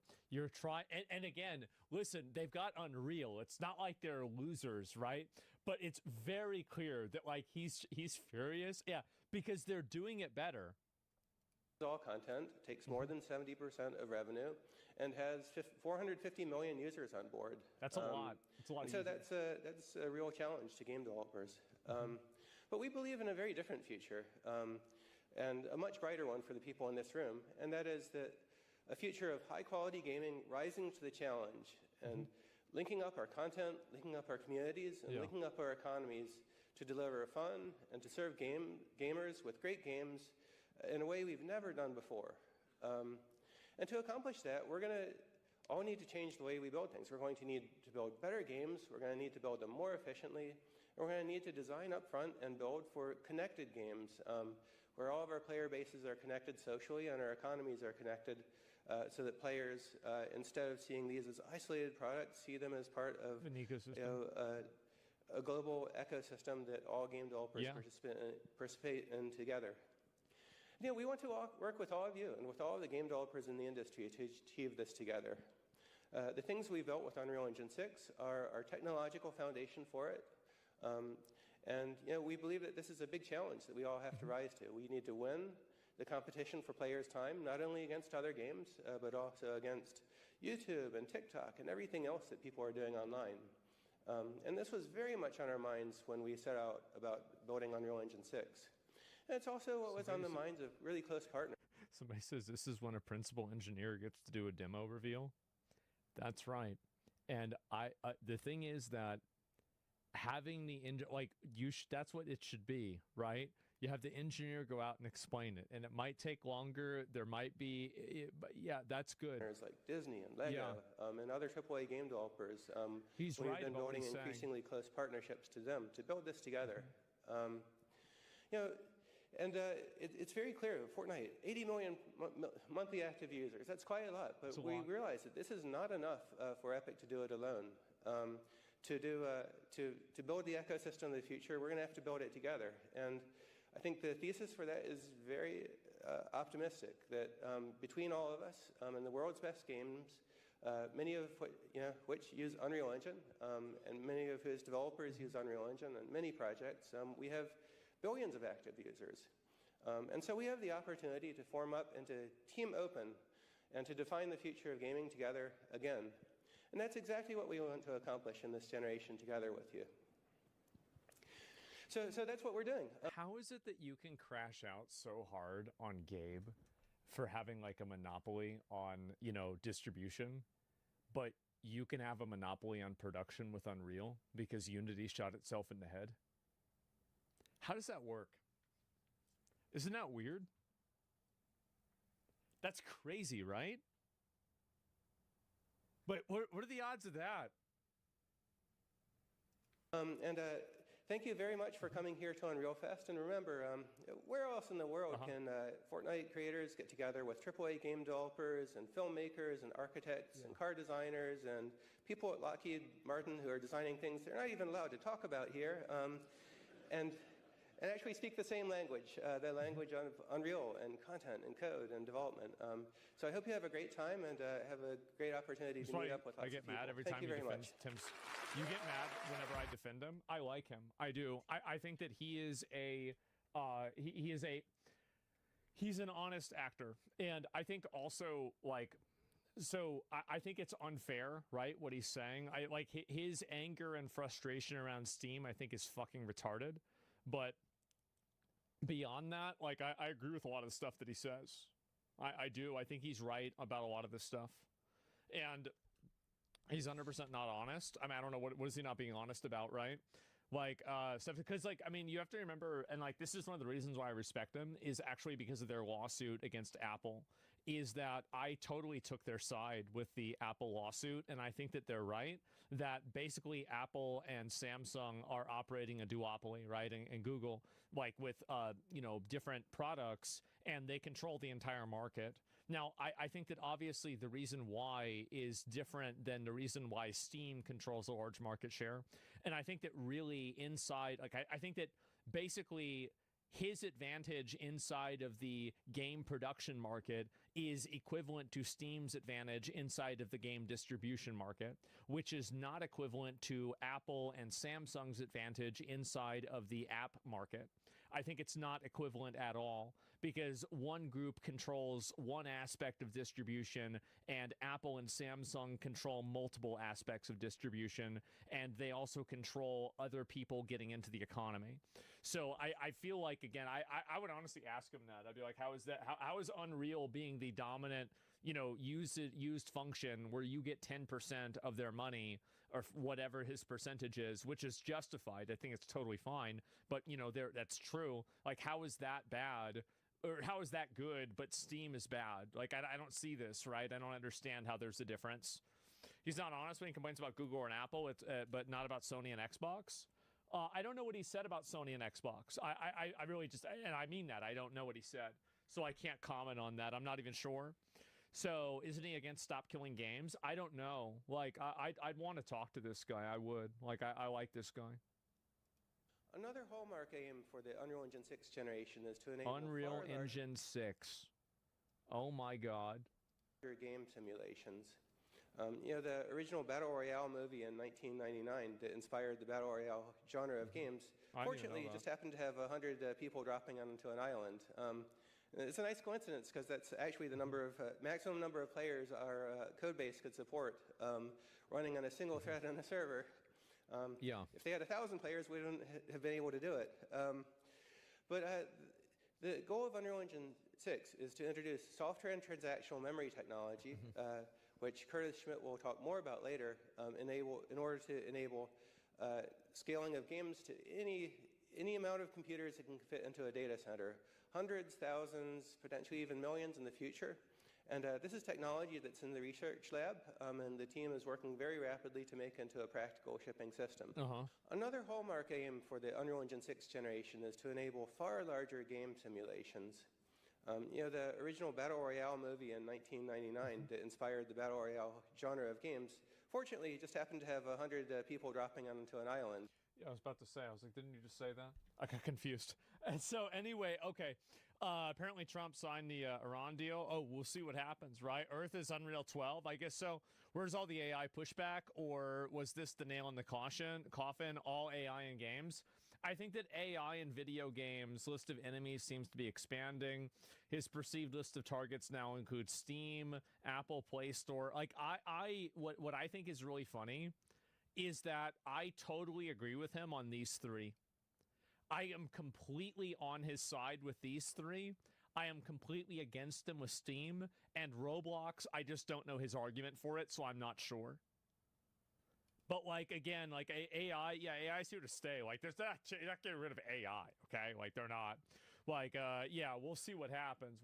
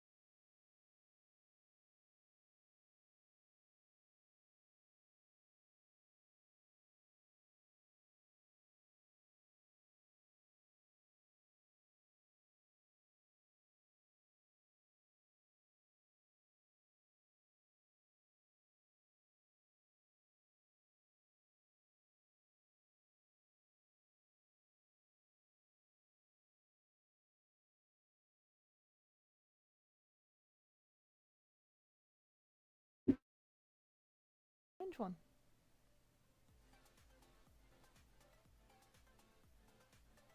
Ooh, that one was quick.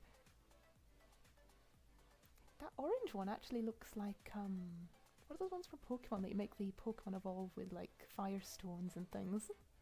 Looks like that kind of shape, like a chunky fat crystal.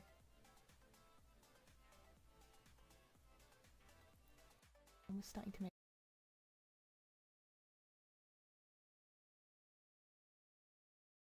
them glow now.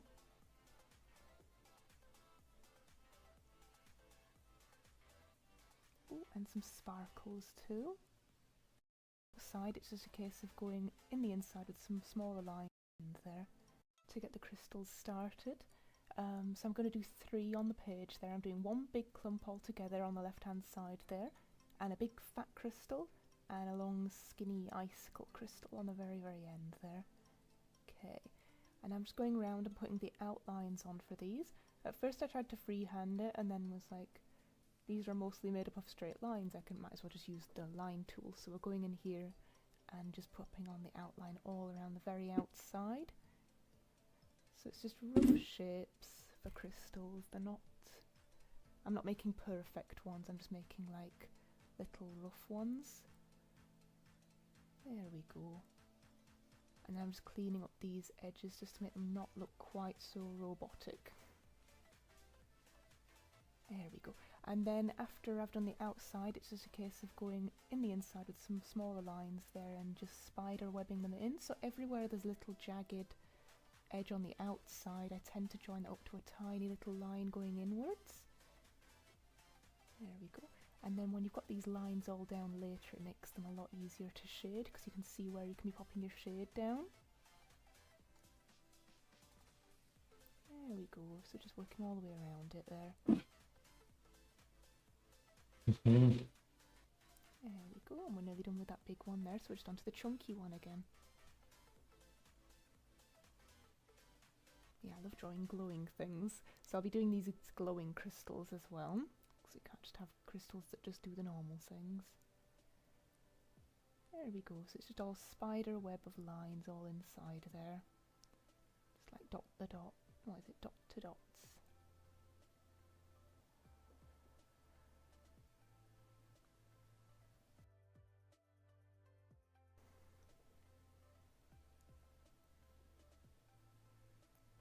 There we are.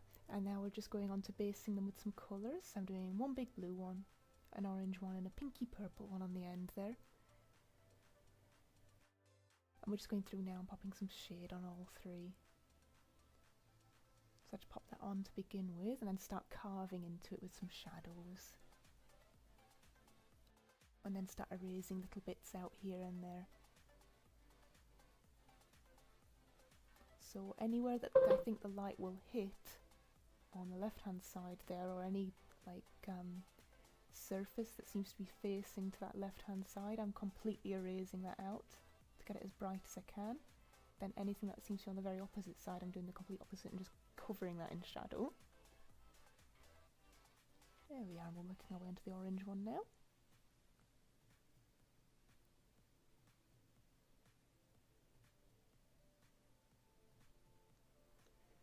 Yeah, they're really fun for like fantasy things or parts of staffs or just little accessories.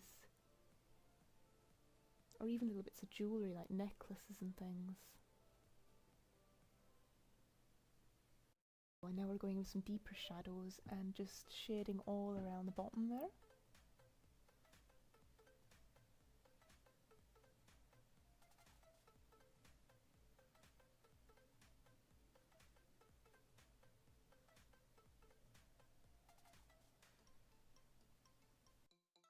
So I'll sort out the line art colour a little bit later on as well. I've made them really dark here so I could just see what I was up to, so I tinker with that at the very end.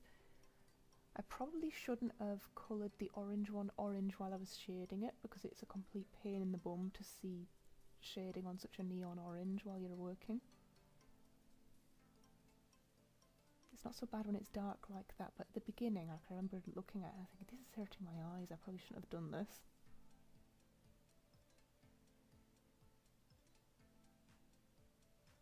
I think I like the blue crystals the most, they're like ice. With some colours, I'm doing one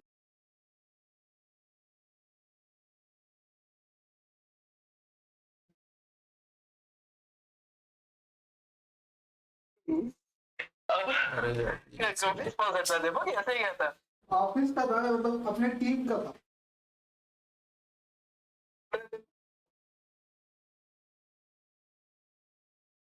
hello क्या बोल रहे थे भाई बस अपनी team का था party ओए ओए टेबल साला गिर जाएगा तोड़ देगा ओ सही है राजकमल तुम क्यों नहीं घुस जाता है भाई तुम भी तो टीम है क्या घुस रहा है बैकएंड टीम में भाई तुम राजकमल तुम बैकएंड टीम में तो काम कैसे चलेगा भाई क्या क्या बोल रहा है वो मेरे पार्टी में खाने गया अच्छा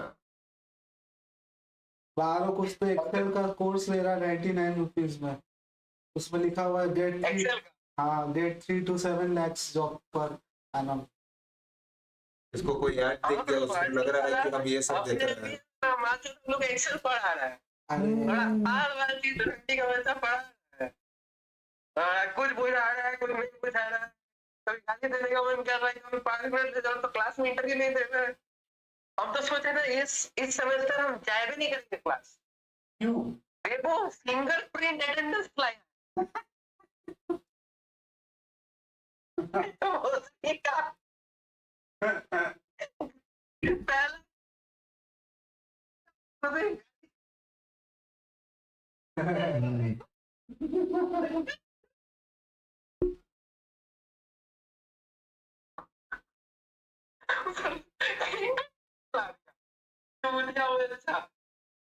बाहर निकलो तो बोलते कमरे में देखो थोड़ा निकलता है हम लोग वीडियो वीडियो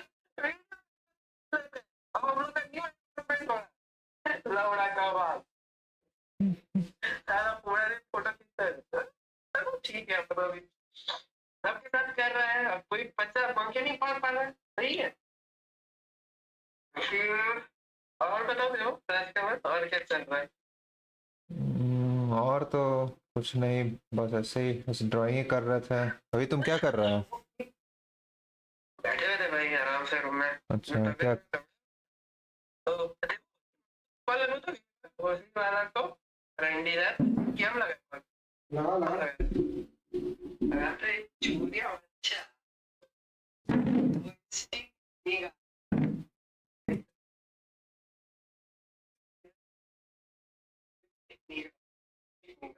जी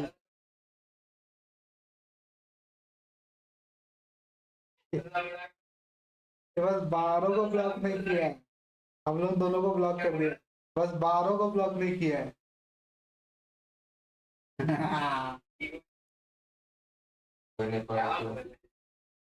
12 का बेस्ट फ्रेंड है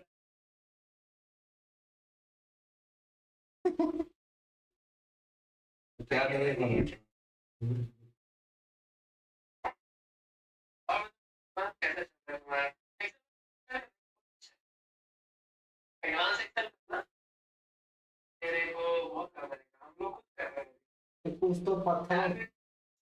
कुछ तो पत्थर वत्थर का ड्राइंग करवा पारू कर रहा है अगर कुछ तो पत्थर बना रहा है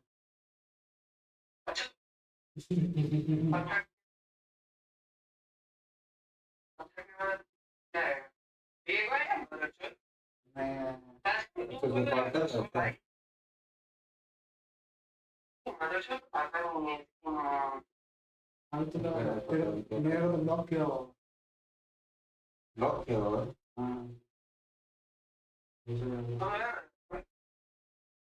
इसमें लगा है नॉर्मली लगा है या फिर नॉर्मली लगा फिर चंदा को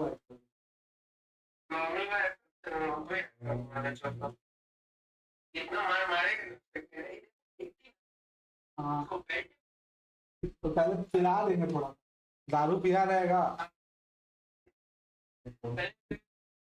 नहीं तो बोलते वाला तो क्या पता थोड़ा सा पसंद आएगा ऐसा लग गया है ना ऐसा पता नहीं अच्छा भी लग सकता है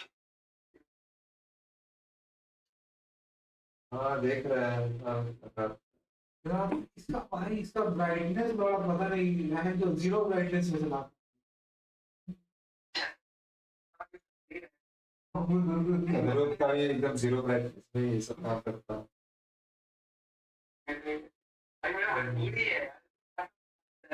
यहाँ का जीरो का कितना तो ज्यादा नहीं काम करता है भाई आपको एक दिन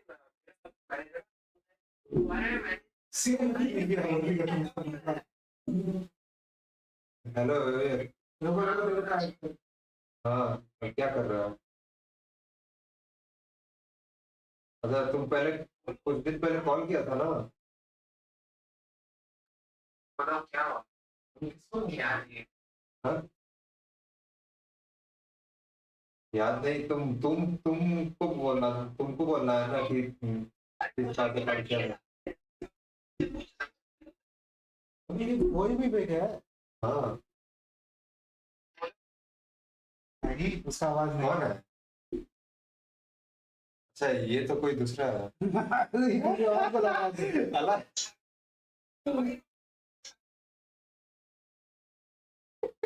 देखो और भी बेग है। ये वाला कि कौन सा बेग को लगा दिया। याद भी नहीं है।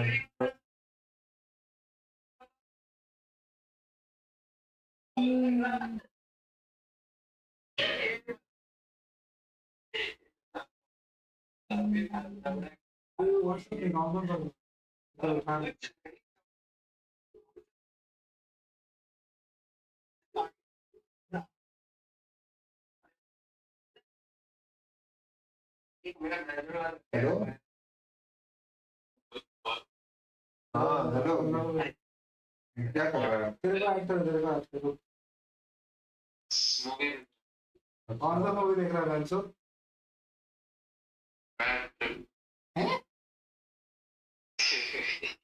असर एक मूवी है अरे धुरंधर 2 है अभी तो वो धुरंधर रिवेंज चल रहा कब का खत्म हो गया भाई, अब तो मूवी देख लिए पूरा। हाँ अभी इसमें तो आप देखता मैं वही देखता देख सकता, अच्छा मूवी है। अच्छा अच्छा हाँ धुरंधर 1 देखा है तू? हाँ हाँ फिर तुमको अच्छा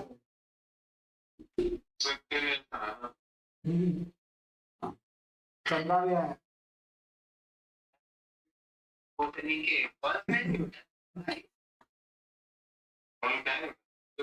हाँ इससे पहले हम लोग लगाते थे, ये 12 लगाता है तभी उठाता है, हम लोग लगाते नहीं उठाता है।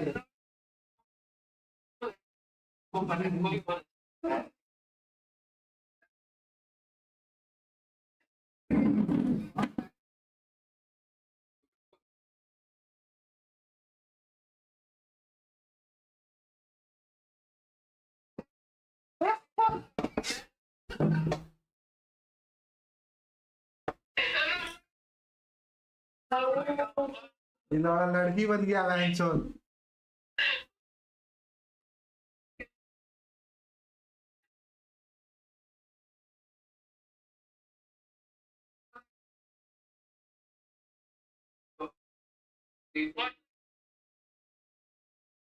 क्या लगेगा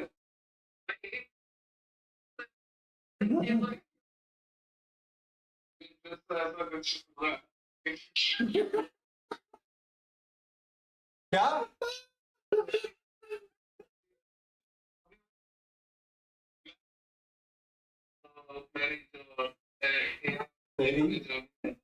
अच्छा तो वही मैं मैम पता नहीं पूछ रही थी लगता है मेरे बारे में ऐसा मेरे को भी ऐसा ओवररिएक्ट किया और फिर मेरे वही तकनीक होता रहती है ऐसा ये मैम बोल रही है कि मतलब ऐसा वो मैम जब पूछ रही थी वैसे तो वही मेरे भी थोड़ा ओवररिएक्ट किया तो ऐसा कुछ होती थी कि he doesn't say anything but he looks साला ठरकी बहनचोद।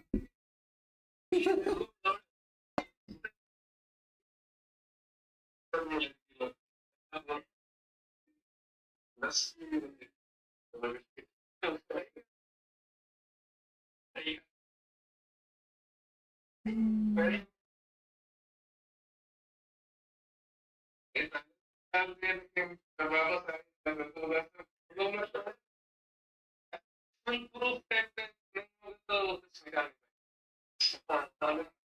बोला कि बोला सर हम लोग ऐसा टारगेट कर सकते हैं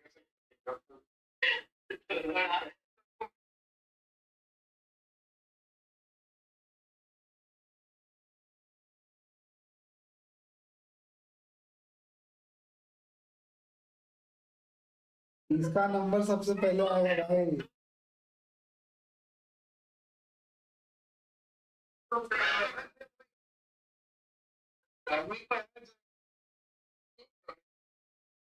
लास्ट में प्लस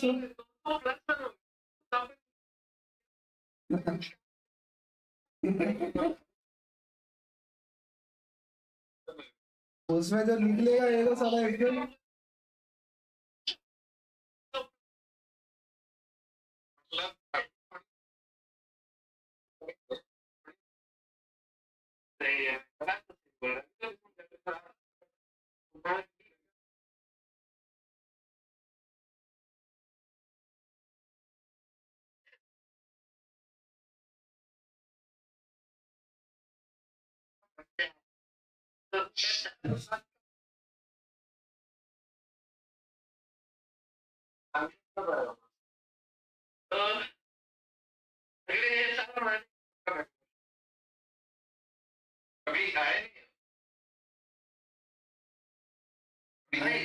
अभी तो कॉलेज में है ना।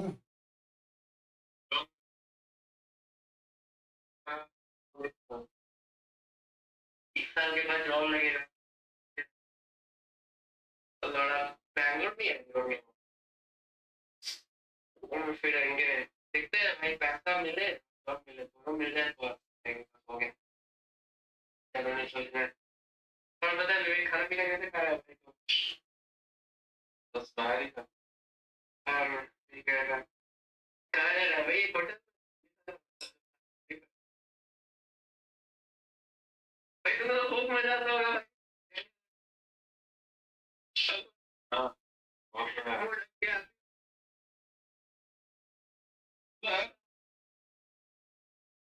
सा हो गया था कि हाँ छोड़ने के लिए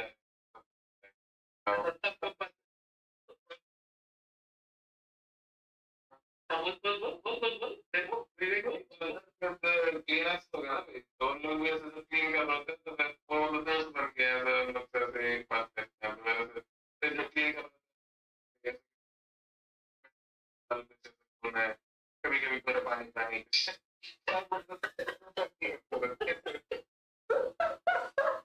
यही काम कर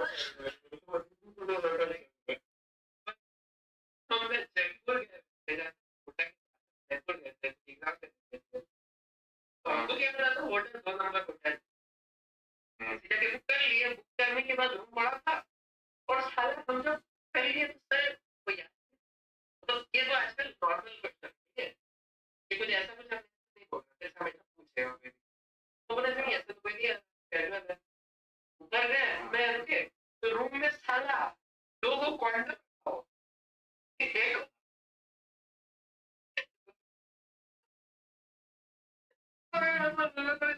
एक करने के लिए आया वहाँ तो बॉडी का जो स्ट्रक्चर देखने के बाद लोग तो लगता है कि तो हर आपको जो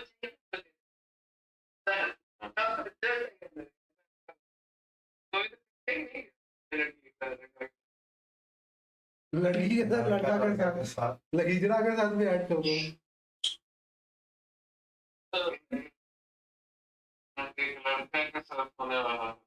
अरे भाई शोर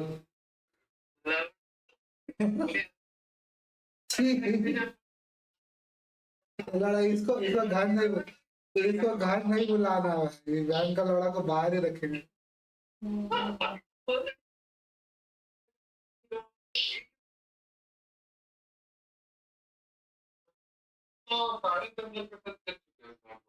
क्या लड़की लड़का और डांस ट्रांस हाँ डांस तो टॉपनर भी है मतलब तुम पॉइंट्स फिर भाई इसका यू रेड पॉइंट में भाई, यू पॉइंट में भाई पूरा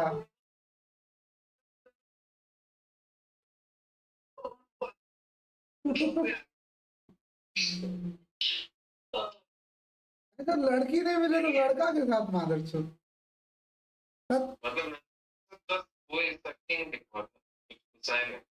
तुम सूसा कि वो चूसा?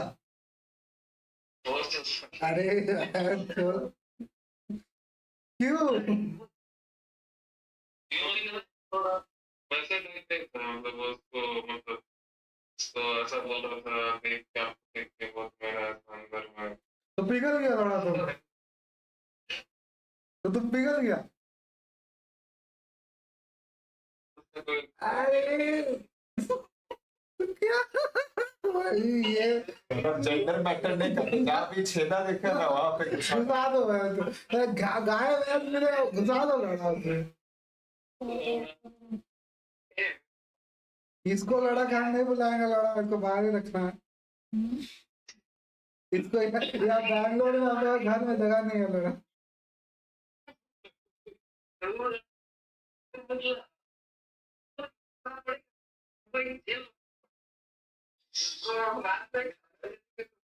अरे हम लोग का किचन है ना लड़ा, इसमें बंद करके रखेंगे उसको।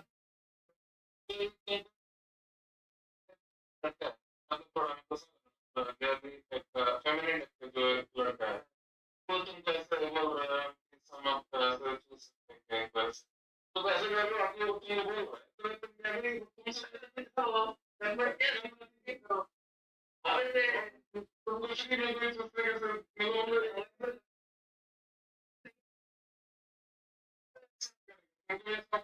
कोई एक्सेप्ट नहीं करेगा भूसी वाला, बस तुम ही करेगा बहन का लंड। हाँ वो मार खाता अगर मेरे सामने करता था।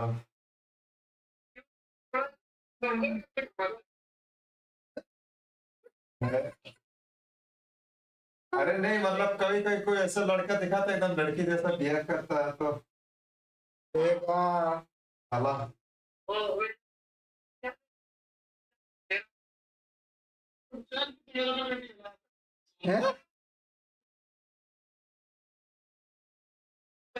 तुम जैसे पूछ रहे हो मेरा ठीक है लो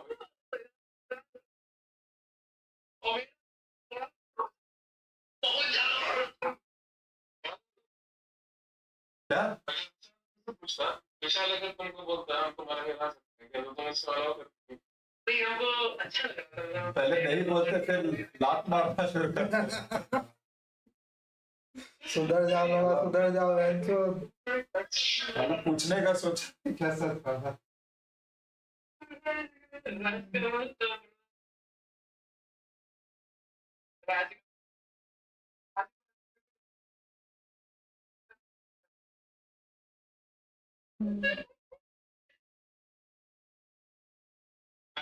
तो ये कब का बात बोल रहा है? ये कब का बात बोल रहा है?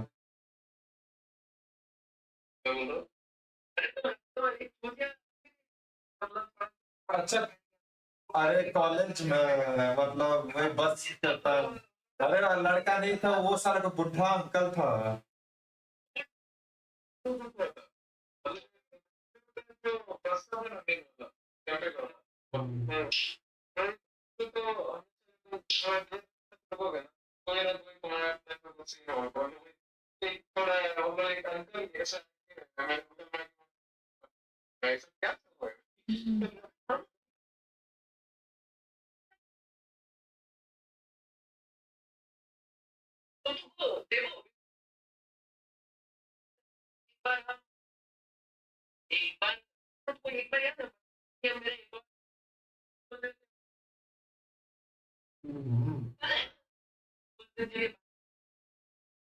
अच्छा वो तो याद नहीं है क्या हुआ। अच्छा हाँ मतलब कि तुम एग्जाम हमेशा बाहर ही जाता था। हाँ।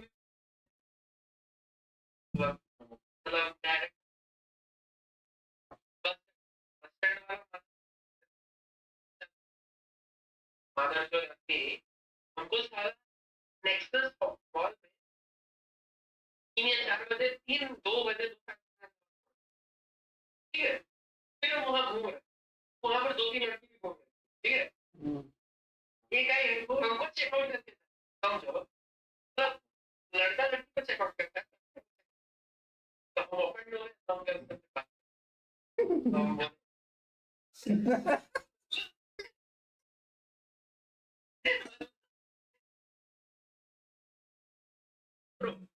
लड़की हमको क्यों चेकआउट तो फिर तो मतलब एक लड़की बोल के हम वेटिंग फॉर तुम बोले अच्छा तो तुम क्या तो बोले और सही थी भाई मतलब ऐसा लग रहा था वो जो भाई वो वो मतलब जो नेपाली अच्छा कॉम्बिनेशन आ रहा था मतलब खूब सी खुला हुआ था फेस भी एकदम सिमेट्री एकदम एकदम काम वाली सी नहीं थी तो 3 में से 2 को मतलब 3 में से जो 2 क्या बोले मतलब 3 लड़के थे ना उसमें से एक लड़की को बहुत मांग रहे थे लेकिन उन लोग के पास रहे मरीज वाला था हमको लगा सारा ड्यूटी आपको करने वाली इन लोग को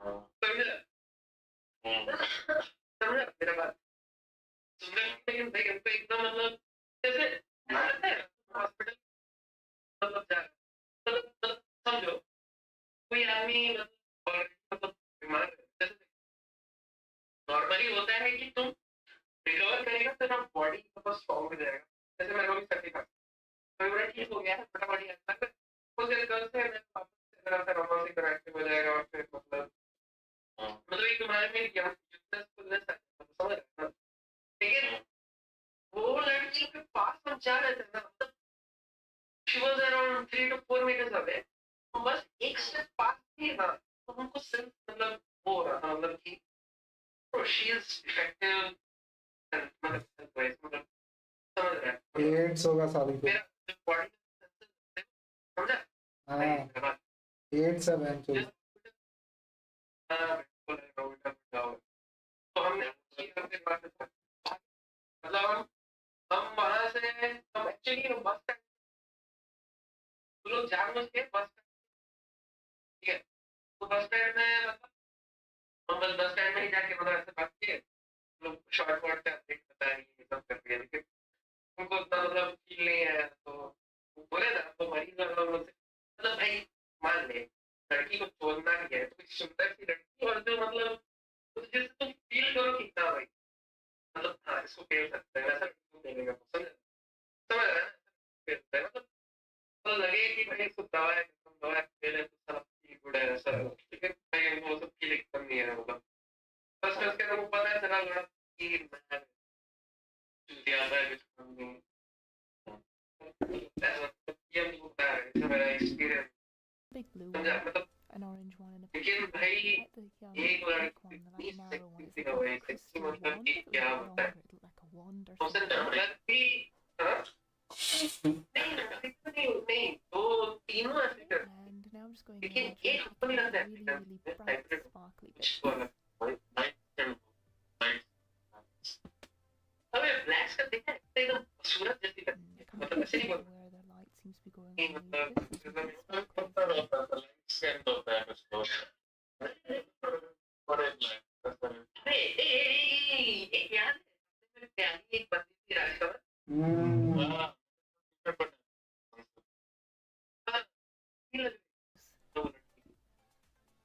प्यारी भी क्या करता amazing little bit उसी टाइप का कलर प्यारी का कलर नहीं है here and there. हाँ लगता है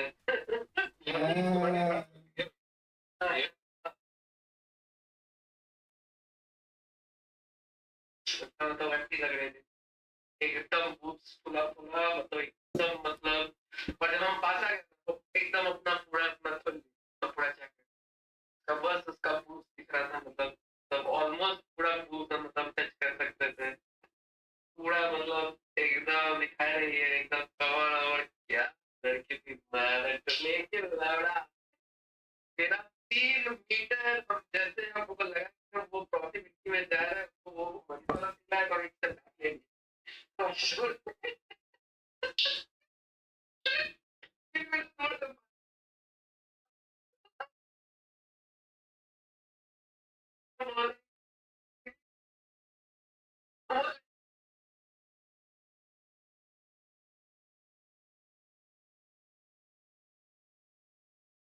फिर मतलब फिर वो ना मतलब फिर हम लेकिन हम तो मन नहीं है तो इतना मन नहीं करते तो मतलब तो हम मतलब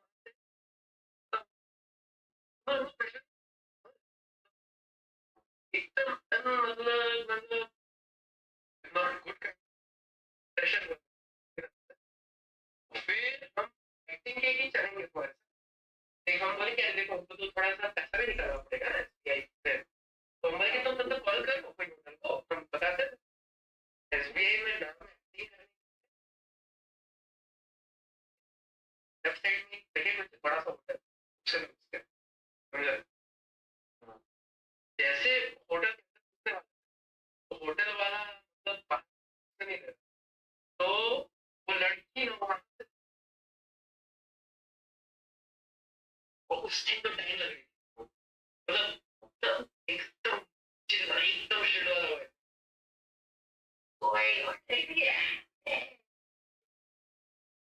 बोले देखो कुछ 3 घंटे तक करके तो बड़ा अच्छा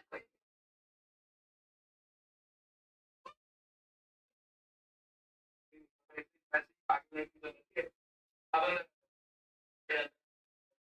करना है तो फिर बोलेंगे हम चलो तो फिर मैं मतलब बस ऐसे भी बोला कि ये जगह सही नहीं बोला अच्छा किए मतलब मेजरमेंट बहुत बन जाते मतलब वो मतलब मेरे से मेरा जो वक्त है वो बहुत इम्प्रेस हुआ बोला कि यहाँ पर मेरी लड़की जो होती है ना लोग इस टाइप से रहता है बहुत परेशान कर देती है और उन लोग बेसिकली पैसा देके ऐसा हो जाता है आप बच्चे बहुत मतलब अच्छा मतलब मेरा मतलब बहुत तारीफ की समझा और कौन सा जगह वो था तुम्हारा नेक्सस मॉल इसको बोलते हैं तुम्हारा जहाँ पर तुम्हारा टॉनिक देखो विवेक टॉनिक देखा है वहाँ पे अरे टॉनिक वो है जो नंबर टॉनिक होता है ठीक है उसके जस्ट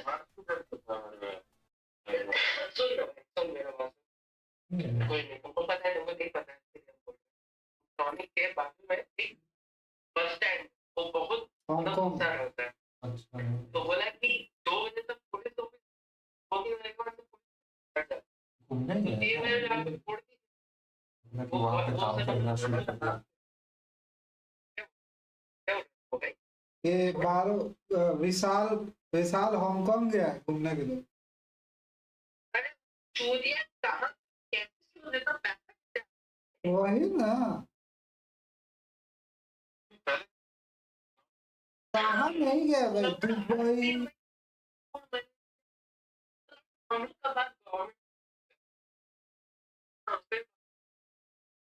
थोड़ी मिलता है कि चला जाएगा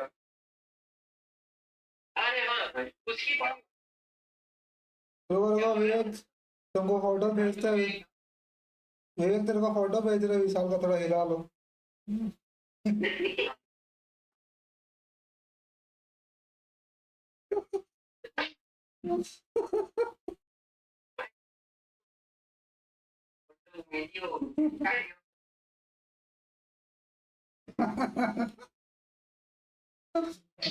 देख भेजे भेजे and then start erasing little bits out here and there. Hello मेरे टीम का I think the light will hit on the left hand side there or any like surface. बोला चैट जीपीटी से कुछ तो बना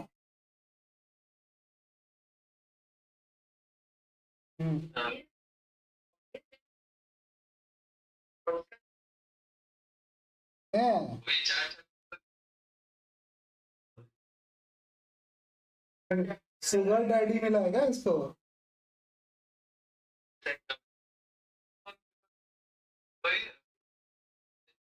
भाई उसका प्रोफाइल देखिएगा ना कौन सा देश नहीं है कतार Dubai Sri Lanka Malaysia Singapore Japan Turkey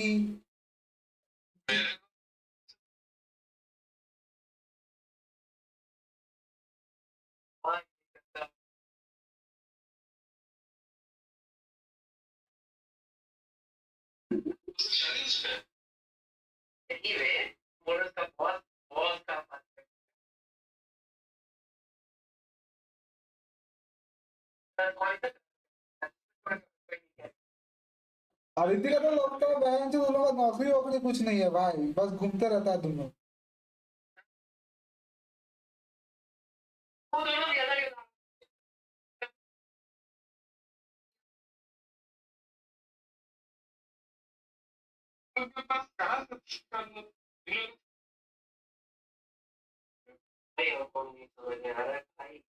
वो भी सोच भाई, 15 दिन से ऊपर हो गया, 15 दिन से ऊपर है।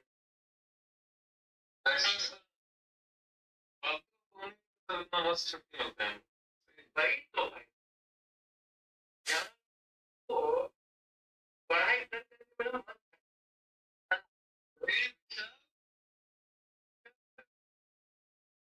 हमको लगता है बहुत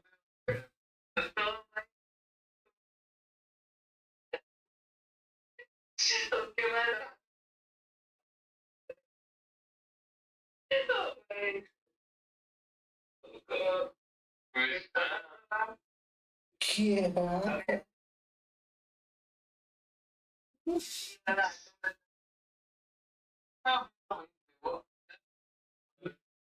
बोलने के तुम अभी चुसवा के आए लड़का से, बहन से लड़की चाहिए तुमको।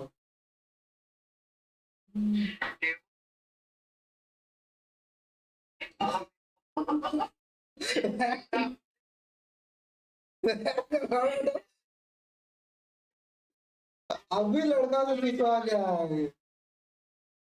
भाई वो होटल में किसी ने नहीं करवाया ना, वो डिनर डिनर सबके साथ। होटल में जो होटल का स्टाफ है, रिसेप्शनिस्ट रिसेप्शनिस्ट तेरे पे लाइन मारती है ना।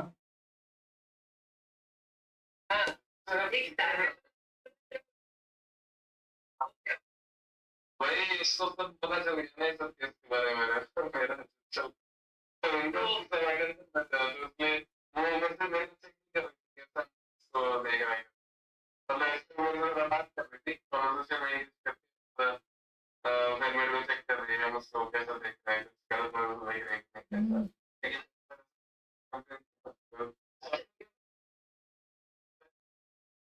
लेकिन ये लगता है चेक कर रहा है समझ कर रहा है तो बताओ ताकि इजी हो जाएगा।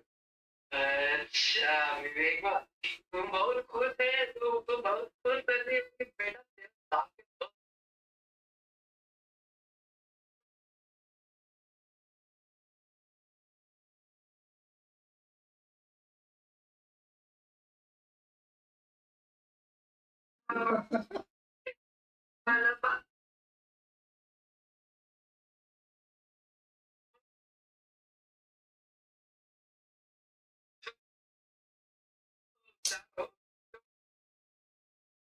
हाँ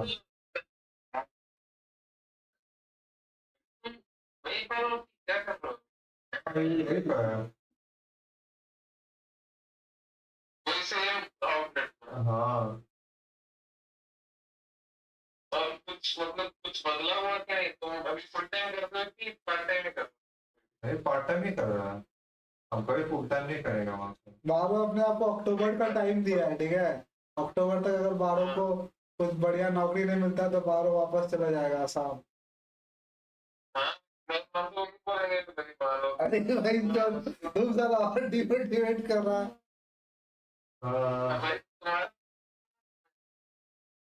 मैनेज करने को देखो उसको बिजनेस बड़ा हो गई क्या कैसा बाकी लोग काम करते कैसा मैकडॉनल्ड्स चला रहे हैं लोग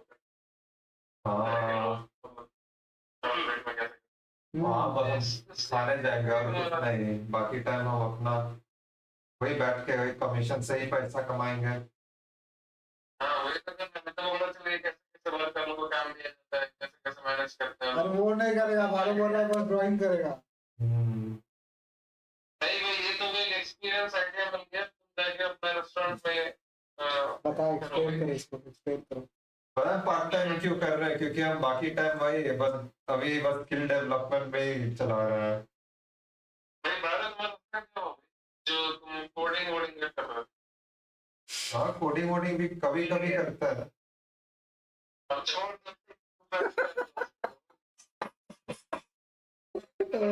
अरे तो अरे तू तो बोल रहा है कि पूरा कंपनी क्विट करता है क्या?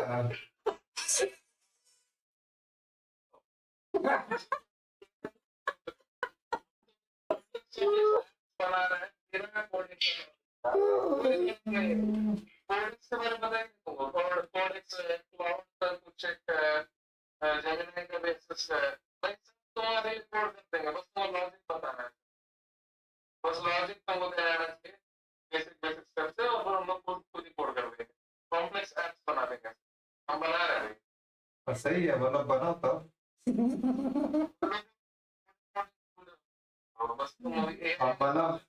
मतलब हम भी मतलब कोडिंग करते टाइम एआई यूज करते हैं, लेकिन हम वैसा टाइप का यूज नहीं करते जैसे तुम मतलब बस बोलो कर देगा। हम मतलब मेरा वैसा है कि मतलब अगर एआई मेरे लिए कुछ कर रहा है तो हम वो भी देख रहे हैं कि ये एग्जैक्टली कर क्या रहा है, ये सही से कर भी रहा है या नहीं, तो वही मतलब चेक करते रहता है। तो तुम खुद बता भी देते इसलिए तुम कुछ ऐसा मतलब सोचो मत कि यार बन जाएगा कि बताओ कैसे सॉल्व करेंगे बताओ वो भी सॉल्व करते ऐसा मतलब हाँ वैसे ही यूज करते हैं, मतलब भाई मतलब कुछ एआई कंपेनियन ऐसे ही कुछ है तो वही हम ऐसे ही यूज करते हैं अपना कोडिंग में। अब तुम अपना ईगो को थोड़ा साइड में रखो कि नहीं हमको भी नॉलेज आना चाहिए हम अच्छा से वो सब ऐसा अरे ईगो का बात नहीं है ये, बस मतलब कि अरे मतलब अरे तो मतलब कि क्या हमको इंटरेस्ट इंटरेस्ट के बेसिस में हम कोडिंग कर रहे हैं ना, हमको पता रहना है, हम चाहते हैं कि वो क्या रहा है, मतलब एक्चुअली में कर क्या रहा है अंदर में। हाँ वो तुमको इसलिए कोडिंग जानने की जरूरत नहीं है वो तुमको नहीं पता देगा एआई मॉडल जो भी एलएलएम कर रहा है वो तुमको पता है क्या हाँ अरे तो हाँ वैसे ही तो उनका वैसे ही तो हम काम कर रहे हैं। मतलब देखो अगर हमको कुछ समझ में नहीं आता तो हम पूछ देते हैं कि अच्छा ये ऐसा काम कर रहे हैं, क्यों कर रहा है, ठीक है ये कोड ऐसा क्यों काम कर रहा है, तो मेरे लिए तो अच्छा ही बना है। ये कोड कैसे काम कर रहा है और उसका सिंटैक्स अरे तो हम वो मेरा मर्जी है, हम चाहते हैं कि हम चाहते हैं कि अंदर का एक चीज कैसे काम कर रहा है, तो इसलिए तो हम एआई यूज करते हैं। अरे तुम तो बस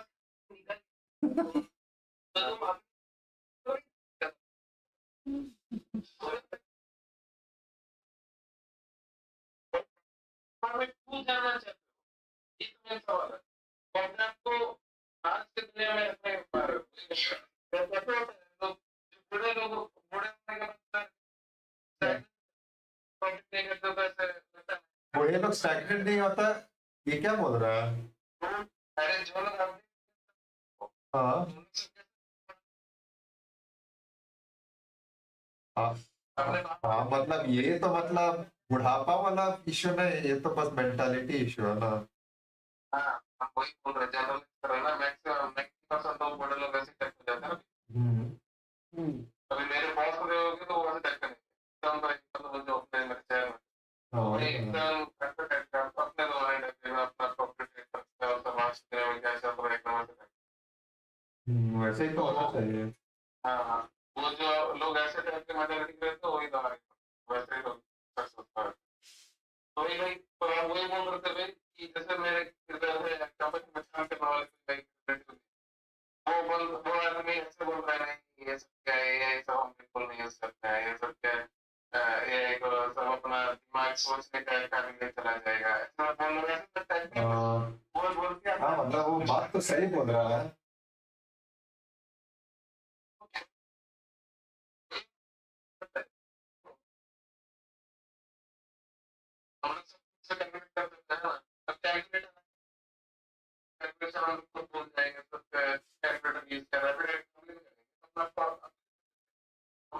हाँ तो देख रहे हैं ना, अभी तुम मतलब मल्टीप्लाई अभी तुम बड़ा बड़ा नंबर मल्टीप्लाई करना ट्राई करो, नहीं हो पाएगा ना, क्योंकि तुम अपने आप को कैलकुलेटर के इतना यूज तो कर दिया कि तेरा ब्रेन डैमेज हो गया था, तो फिर तुम अभी एक सिंपल कैलकुलेशंस नहीं कर पाओगे, तो वही है ना।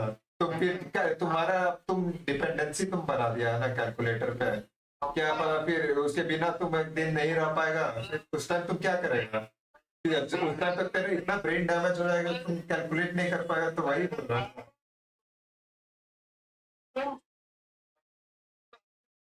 हाँ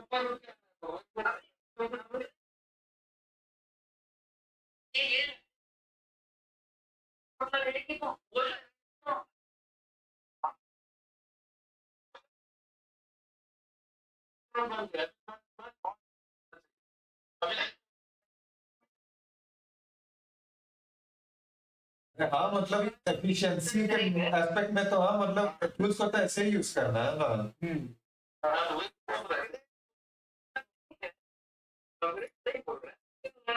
हाँ तो वही बोल रहा है कि मतलब कि अरे तो फिर हम वही थोड़ी ना बोल रहे हैं कि हम एकदम एआई यूज नहीं कर रहे अपना कोडिंग में क्योंकि अच्छा चीज नहीं है। ऑब्वियसली मेरे लिए बहुत हेल्पफुल है इसलिए तो हम यूज कर रहे हैं, लेकिन अब कोडिंग में तो मेरा इंटरेस्ट है।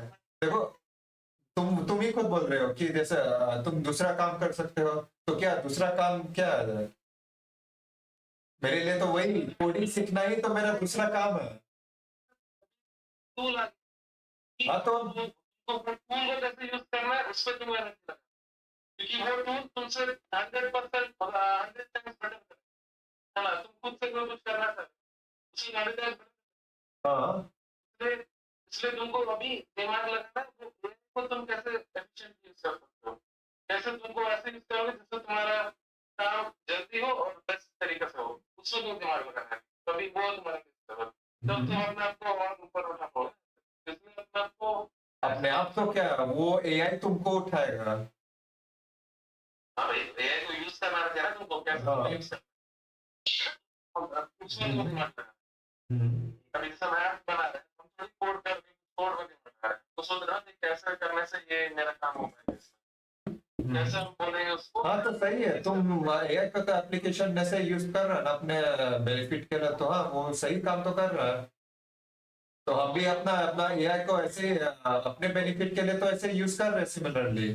जैसे अभी हम बोल रहे हैं कि मतलब हाँ कोडिंग में हमको इंटरेस्ट है, वो जानने का इंटरेस्ट है, तो एआई तो ऑब्वियसली उसमें यूज कर रहे हैं ऐसे ही। अब तुम कोडिंग ऐसे इंटरेस्ट बोल रहे हैं, मतलब ऐसा नहीं कि मतलब अरे कोडिंग सीखना है ताकि आपको बाद में जॉब मिल जाए, ऐसा टाइप का ऐसा थोड़ी ना है। तो वो कोड करके क्या मतलब तुमको मिल रहा है, मतलब क्या तुमको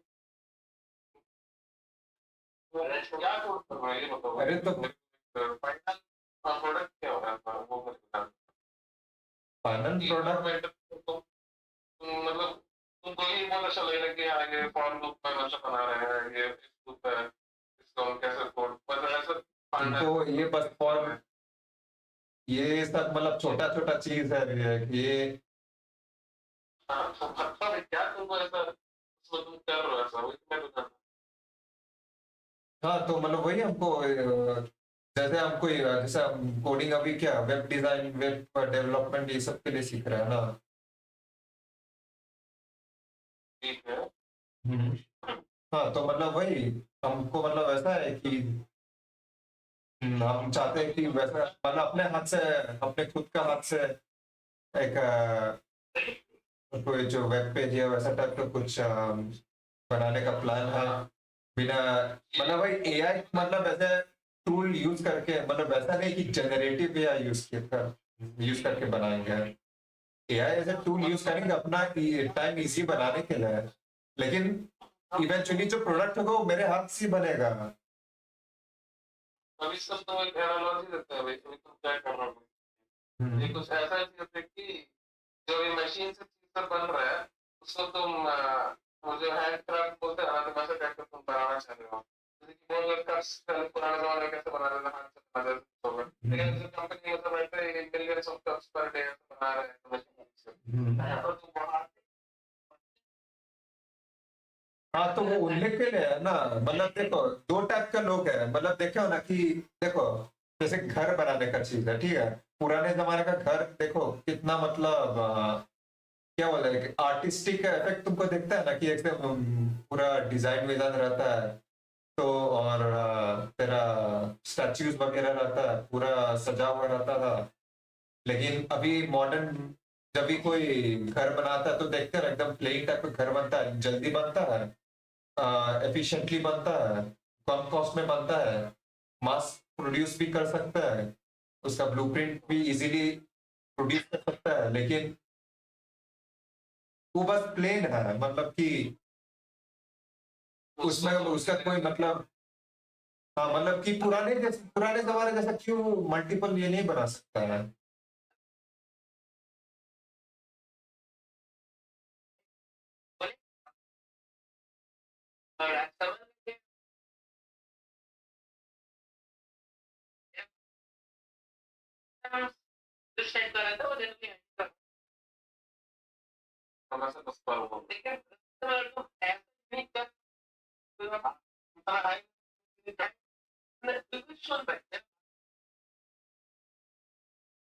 बहुत डिटेल्स है, समझा?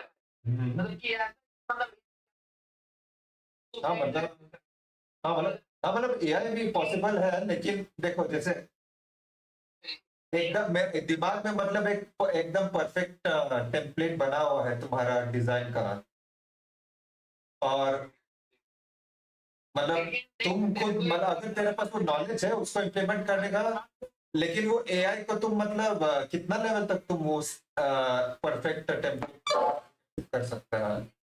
तुम नो मैटर तुम कितना भी तुम प्रॉम्प्ट डालो,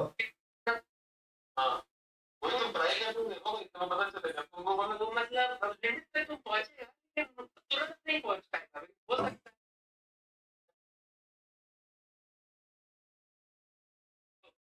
हाँ वही मतलब खुद से करना चाहोगे तुम बहुत मन से करोगे, लेकिन तुम वो प्रॉम्प्ट करके भी ऐसा 2-3 दिन में कर लो ना। अरे तो वही अरे तो ये तो तुमको क्यों लगता है वो वो कुछ ही दिन में क्यों बनेगा? क्योंकि वो वैसा टाइप का नहीं होगा ना जो हम एक्सपेक्ट करते हैं। उससे क्लोज हो सकता है, लेकिन एकदम परफेक्ट रेप्लिका नहीं बना पा रहा है जो मेरे दिमाग में है। पता नहीं भाई तुम देखो तुम ठीक है मतलब ठीक है, अभी वो हम लोग एफडीएम कर मतलब समझ रहे हैं, ऑटोमेट कर दिया है, मतलब एफडीएम कुछ होता है ना, देखो एफडीएम होता है क्या? अंडे अरे मतलब कि एक ही मतलब मशीन पूरा का पूरा कंस्ट्रक्ट बना देता है। वही क्या बोलते हैं कर्सर जैसा, वही मतलब एजेंटिक पूरा एक ही पूरा। वो एआई ऑटोमेटेड पूरा पूरा ये बना दिया है, पूरा पूरा तुम्हारा जेट इंजन का जो होता है ना ब्रश बना दिया, और वो 20,000 पीएसआई 20,000 या जो भी बोलते हैं 20,000 डॉट पॉइंट जो भी बोलते हैं वो दे रहा है, और ये हो गया इसका मतलब किसी को मैनुअल लेवल करके रखना पड़ता है। तो अभी इस टाइप से आगे जाना है कि रॉकेट साइंस में आदमी का काम नहीं है, समझ रहे समझ रहे भाई आज का भाई बात करता है।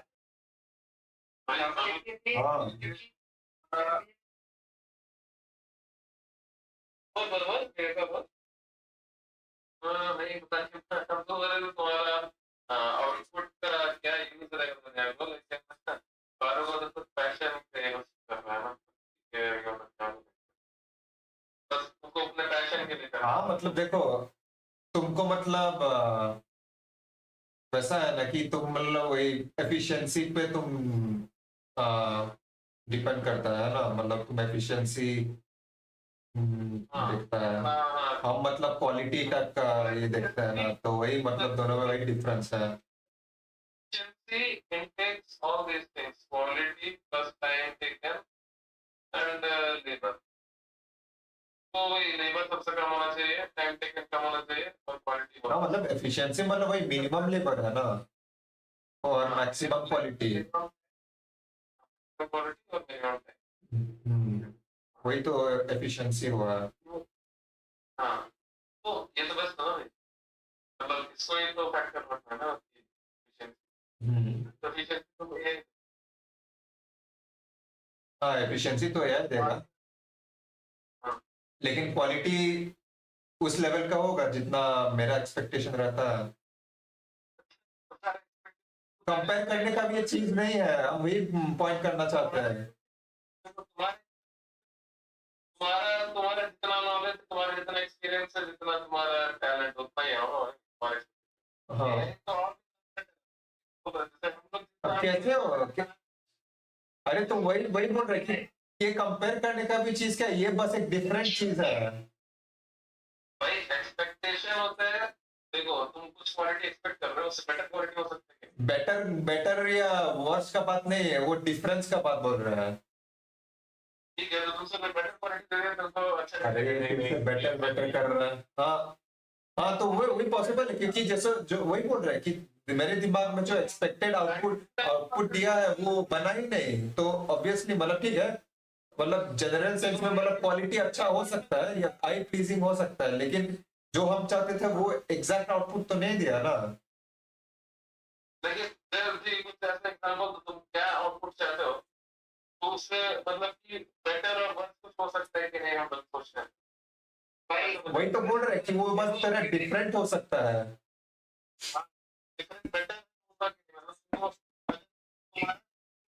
देखो जैसे हम ड्राइंग कर रहे हैं, ठीक है,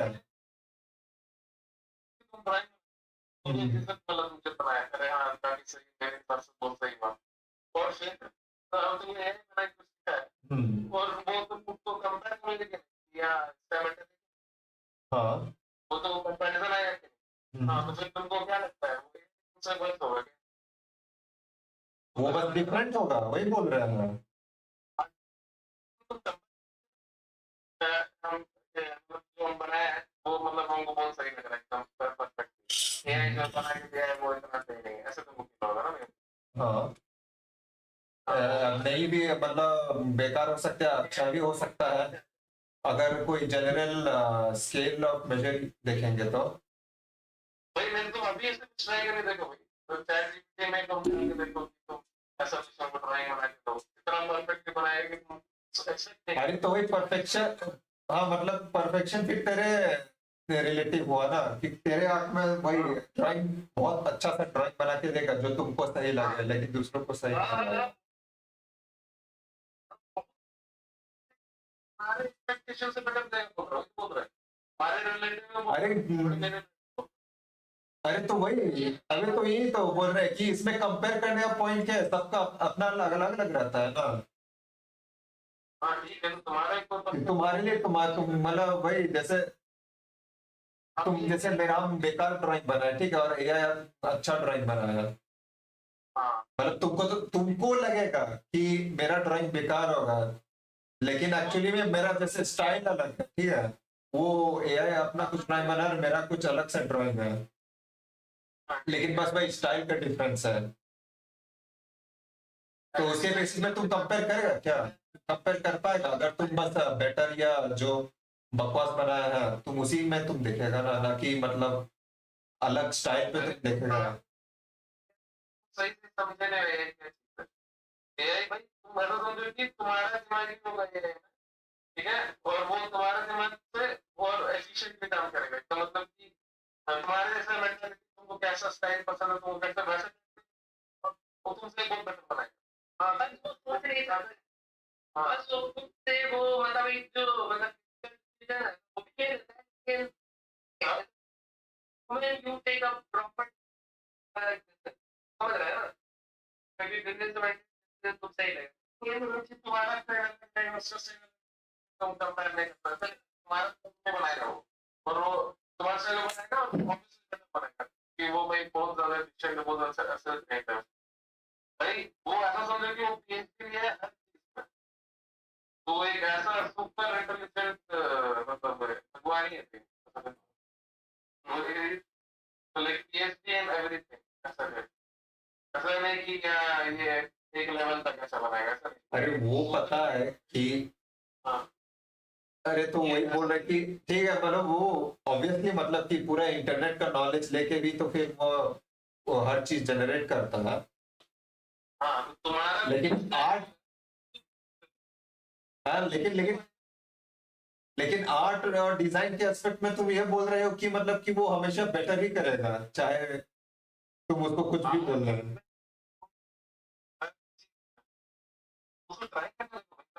अरे ट्राई किया हुआ है, हम देखे हैं। जो हम मेरा जो एक्सपेक्टेड आउटपुट था वो तो ऑब्वियसली बहुत दूर था जो जिससे हम चाहते थे, जो वो आउटपुट दिया था। हाँ, तुमको और बेटर प्रॉम्प्ट देना होगा। जैसे तुमको क्लियरली बताना होगा कि नहीं हमको ऐसा स्टाइल में चाहिए, ऐसा चाहिए, तो तुमको वही तो बोल रहे हैं, तुमको एआई को यूज करना आना चाहिए, कैसे यूज करना, उसको तो दिमाग लगाना है। हाँ तो वही तो अपना क्रिएटिविटी यूज करेंगे, उसमें लगो तुम ओल्ड वर्ल्ड में रहोगे। हाँ तो वही ना, वही तो बोल रहे हैं कि एक प्रॉम्प्ट भी मतलब कि कितना बार यूज करें कि उस लेवल एक्यूरेसी तक पहुंचे जो हम चाहते थे। तो उसी में दिमाग क्रिएटिव करना है, कैसे प्रॉम्प्ट करना है, क्या तो तुम सोच रहे हो, तो तुम जो ड्राइंग बना रहे हो तुम क्या सोच के बनाते हो, तो वैसे टाइप का तुमको उसको इंस्ट्रक्शन करना है। तो वैसे टाइप का वही सब है इंटेलिजेंस, तो कैसे इंटेलिजेंस यूज करना है, एआई को इंस्ट्रक्ट करना है, वो तुमको सोचना है, अब उसमें दिमाग लगाना तुमको बस। अभी खुद का दिमाग से तुमको बनाना नहीं है, तुमको एआई को बताने के लिए दिमाग लगाना है, यही है तुम्हारा भी। देख ग्रुप पे भेजे, हमें वो ऐप बनाए थे उसको भेजे थे ग्रुप पे। अरे हाँ, तो तुम भेजे थे वो देखे नहीं। कौन सा ऐप भेजा था देखो, क्या है बोला है? लिंक्डइन पे रिज्यूमे बना के देता है, पोस्ट बना के देता है, कमेंट्स जनरेट करेगा, रेडिट पे कमेंट जनरेट करेगा, और पीडीएफ वगैरह। ये उसी से बना है, लवेबल से बनाए थे बेसिकली। कर्सर से डिबग करवा रहे थे, डिबग वाला पार्ट जैसे कुछ कुछ दिक्कत हुआ तो हम करते, बाकी पूरा कोडिंग इसी से करवाया, एआई से ही करवाया। हाँ भाई,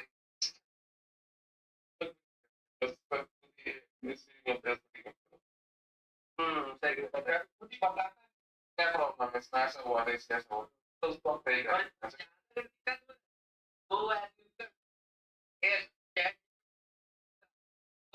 तो पकाया रहता है, देखिए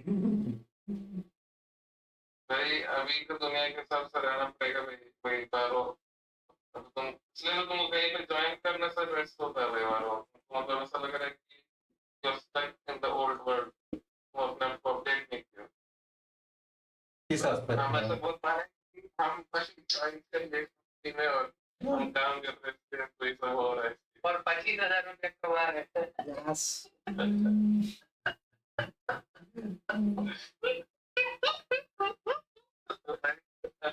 इसलिए तुम भी कुछ, अगर तुम इस चीज में इंटरेस्टेड हो तो तुमको इस फील्ड में कहीं काम ढूंढना पड़ेगा, तभी तुम अपना अपडेट कर पाओगे। इस फील्ड में इंटरेस्ट, इस फील्ड में अगर इंटरेस्ट हो तो कोडिंग वोडिंग कर रहे हो, कुछ कोडिंग अब आउटडेटेड हो गया, कोडिंग तो बड़े बड़े सीईओज ऑफ कंपनीज को बता रहे हैं कोडिंग का भी कोई यूज नहीं है दुनिया में, कोडिंग नहीं भी आता है, मतलब कोडिंग सीखने का ऐसा कुछ जरूरत ही नहीं है, मतलब वो कोर्सेस ही नहीं चाहिए, ऐसे टाइप ऐसे टाइप तो भाई जब इतने बता रहे हैं तो मतलब समझ लो भाई, अपडेट करने की जरूरत है, और मतलब हम लोग खुद एक्सपीरियंस भी कर रहे हैं,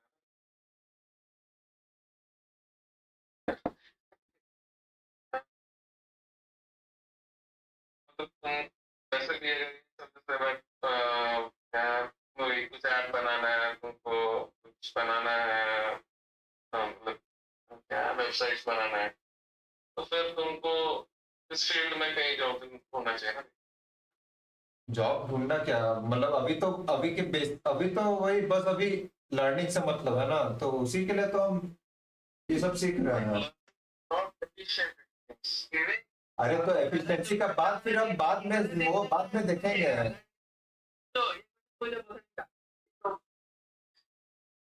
क्या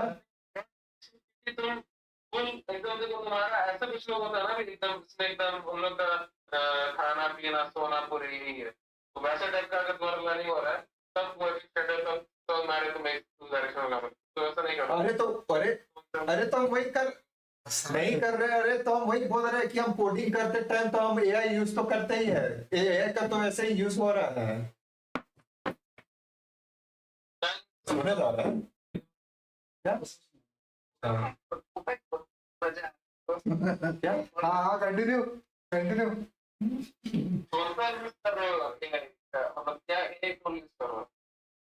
अभी के लिए तो बस क्लाउड कंपनी यूज कर रहे हैं, कोई विजुअल वही विजुअल स्टूडियो में रहता है वहाँ पे, मतलब वही एक्सटेंशन रहता है ना, तो भला इधर से क्यों इतना आ रहा है?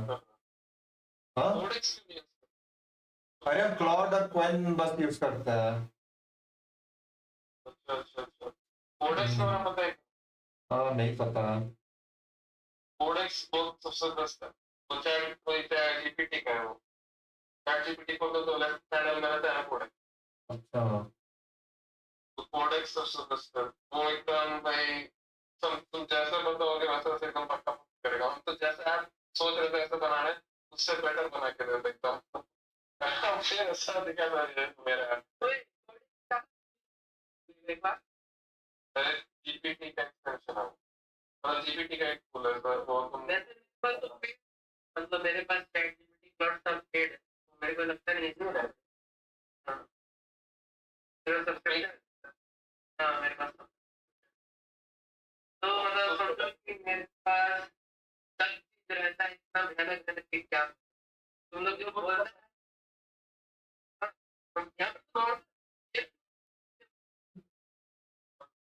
उसका पैसा दिए कि उन लोगों का साथ तुमको दिया है। अबे अगर हम इसमें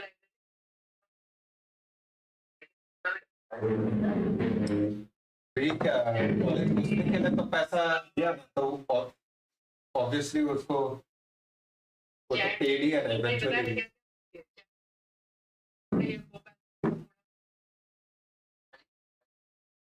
क्या होता है ये तुम्हारा तो अकाउंट होता है नहीं पता है। नहीं तेरे को लाइब्रेरी वहाँ पर तेरे क्लाउड चैट जीपीटी जो भी तेरे लाइब्रेरी सब पे ये होगी ऐसा नहीं नॉर्मल बड़ा मैक्सिमम जो यूज करना चाहते हैं बड़ा वाला मतलब सबसे ज़्यादा महंगा वाला क्लाउड का जो मैक्सिमम भाई क्लाउड कुछ भी हो अकाउंट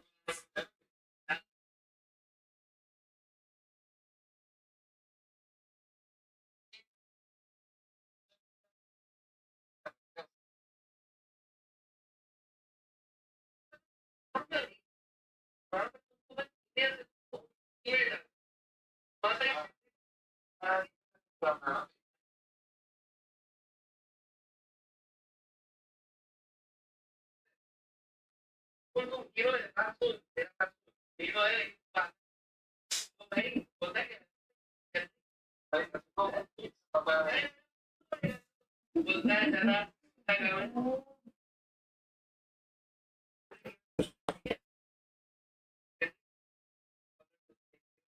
और तुम लोग तो सब पीएचडी कर रहे हैं ठीक है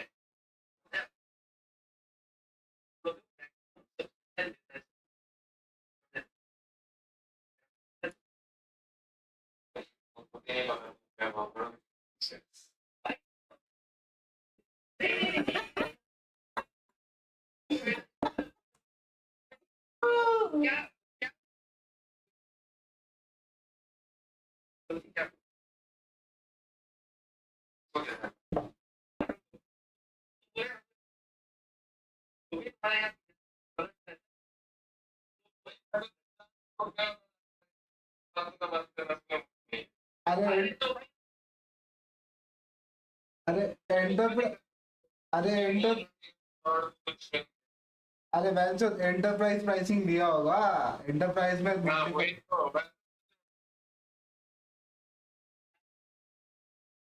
जितना तुम कर रहे हैं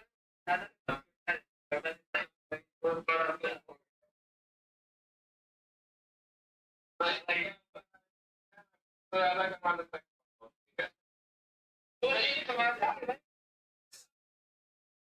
और तो 130 और वो कौन कमा रही है क्या बस तुम ही नहीं कर रहे हो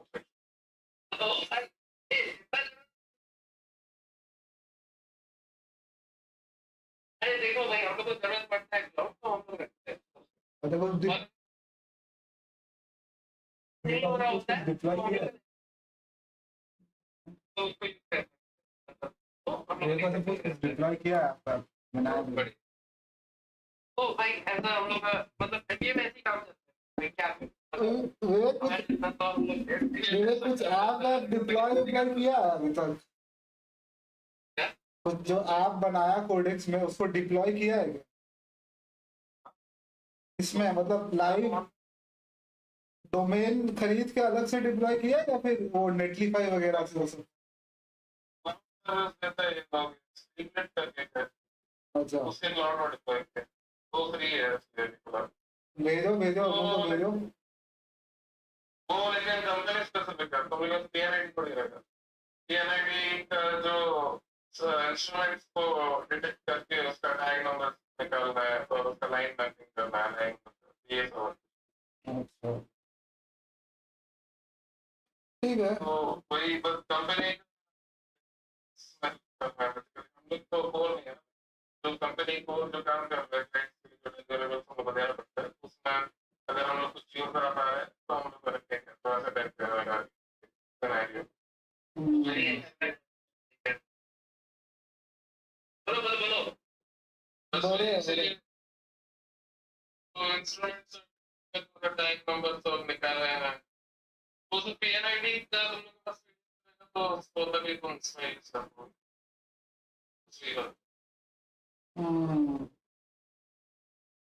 क्या बस कोडेक्स यूज होता है कि कुछ और भी क्लॉड वगैरह भी यूज होता है? अब तो बस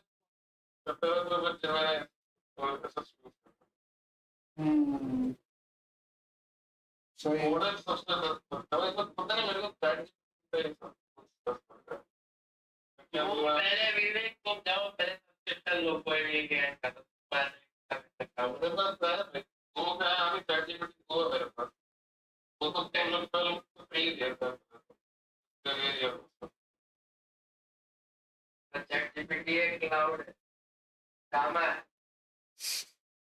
और कौन सा वर्ल्ड है और कुछ वाला बताए वो पहले वो काम किया ऐसा हम लोग लवेबल भी अच्छा है, लवेबल ले लो। क्या बोल रहा है भाई? लवेबल भी अच्छा है, लवेबल का ले लो। हाँ लवेबल में मतलब तुमको डिप्लॉय भी करके देता।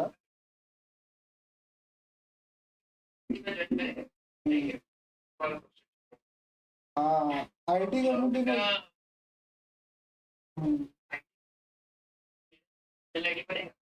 हाँ कम 10,000 वाला हाँ बढ़िया है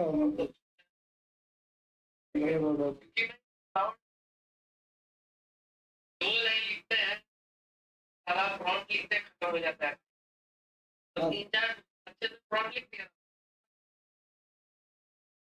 तो है वैसे। वर्ल्ड कप देख रहा तुम? वर्ल्ड कप देख रहा है? Football world cup.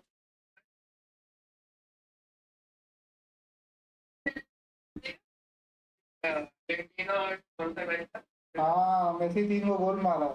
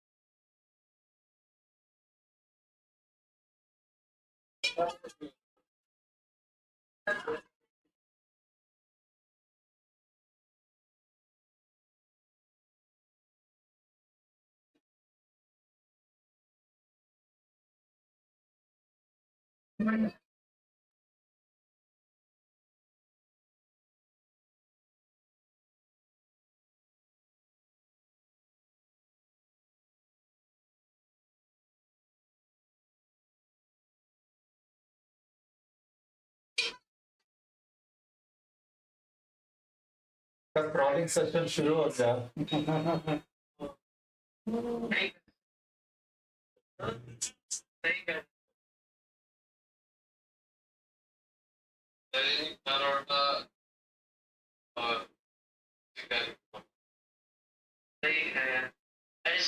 बिरयानी इतना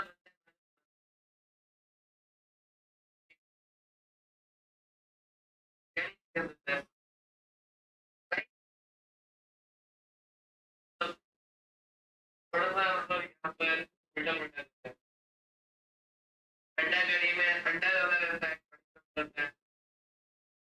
रहता है तीन चार अंडा तीन चार वो तो तीन चार लोग हैं आठ नौ अंडा ऐसा तीन रहता है और अपने से छोटे लड़की तरह उन लोग भी चले गए पता नहीं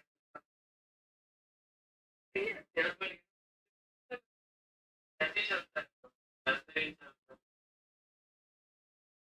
और फिर बता वे क्या प्लान है भाई पता नहीं कि इस बार में क्यों नहीं करते आप क्या ये ऑफर लगी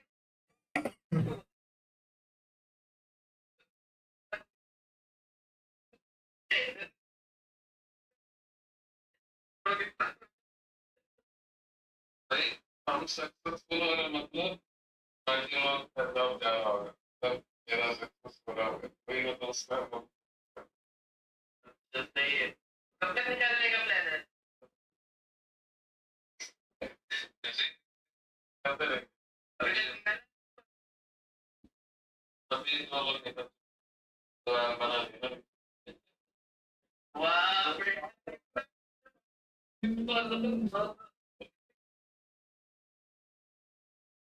क्या तो कैसे तो बना तो काम आगे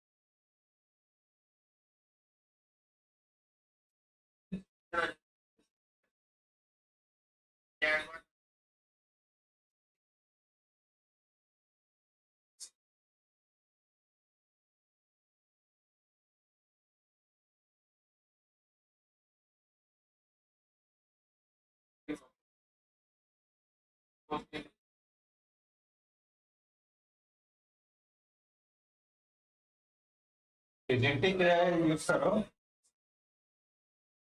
एजेंटिक क्या है बनाओ एजेंटिक रिसेप्शनिस्ट का तो कुछ बनाओ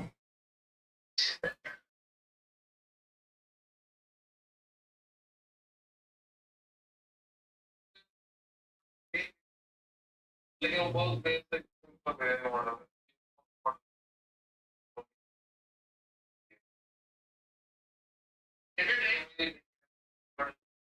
कोडिंग इसको बेसिकली डेटा सेट प्रिपेयर करना है उनको और उसके बाद जैसे कि बहुत सारे इमेजेस में तुमको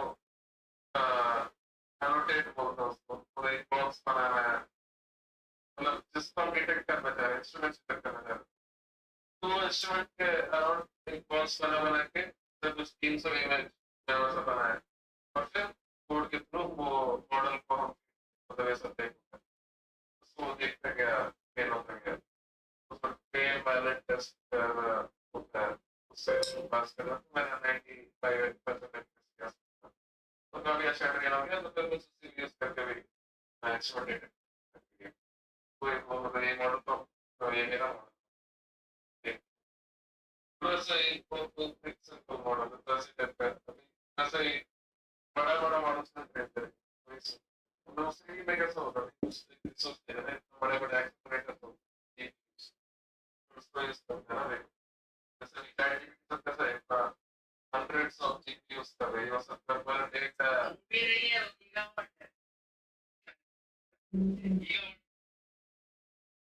GPU का बात कर रहा है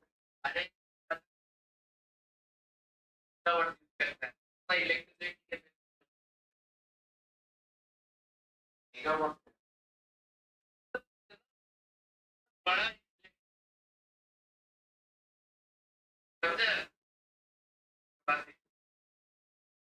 बहुत पावर कंज्यूम करता है वही है भाई हम जीपीयू एक एक्सेलरेटर होता है तब जो मल्टीपल प्रोसेस को एक एट अ टाइम में एक साथ करते हैं सीपीयू में करोगे एक के बाद एक स्टेप होता है ना मतलब वन बाय वन स्टेप में स्टेप आगे जाते रहता है लेकिन जीपीयू में करोगे तो उसको तो ट्रांसफॉर्मर रहता है वो बेसिकली मल्टीपल स्टेप्स को एक साथ करता है वो काम ना देती तो सब स्टेप्स को पास करता है तो बस थोड़ा सही होता है वो बस एनवीडिया के पास क्या CUDA CUDA CUDA कोर्स मतलब CPU बेसिक ग्राफिक्स कार्ड है ग्राफिक वो गेमिंग में भी होता है लेकिन गेमिंग वाला CUDA होना चाहिए CUDA एनवीडिया वाला नहीं तो इसलिए गेमिंग में ही तेरा वो CUDA भी है सारा RTX सीरीज जो ग्राफिक्स कार्ड है सब में CUDA है सब में CUDA है तो अच्छा CUDA ही चाहिए तो वही अरे हाँ तो वही तो बड़े बड़े GPUs को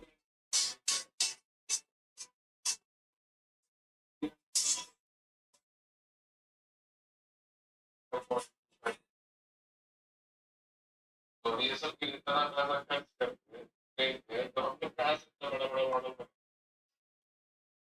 तो वही इसलिए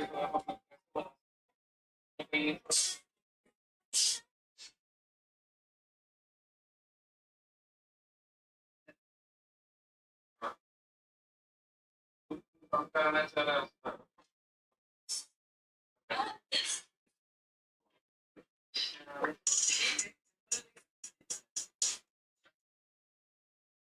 वैसे भी बहुत सारा अभी एजेंटिक AI बनाना तो ये सब तो बड़ा बड़ा करना पड़ेगा तो फिर वो सब मतलब करने के लिए तो बड़े बड़े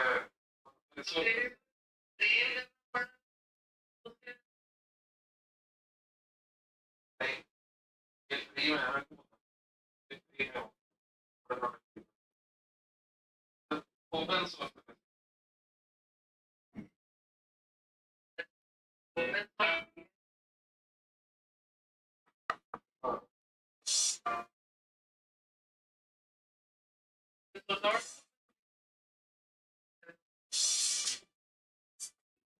लंबा से काम कर रहे हैं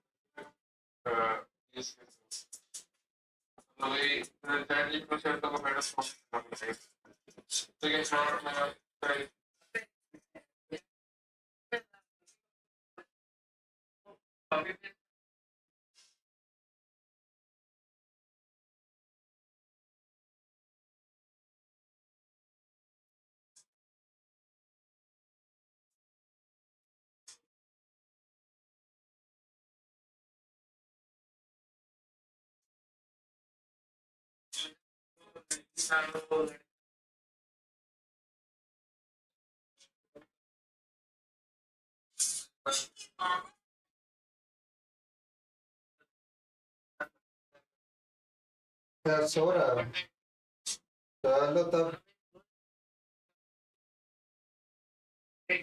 मैं सही अभी दवा दवाई कर रहे हैं इसका फिर सो रहे हैं बात कर रहे हो हाँ चलो गुड नाइट आज तो पूरा लड़ने लग गया था उसमें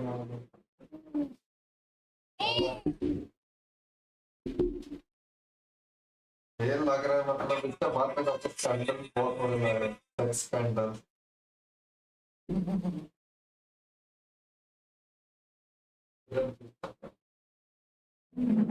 क्या स्कैंडल सेक्स वाला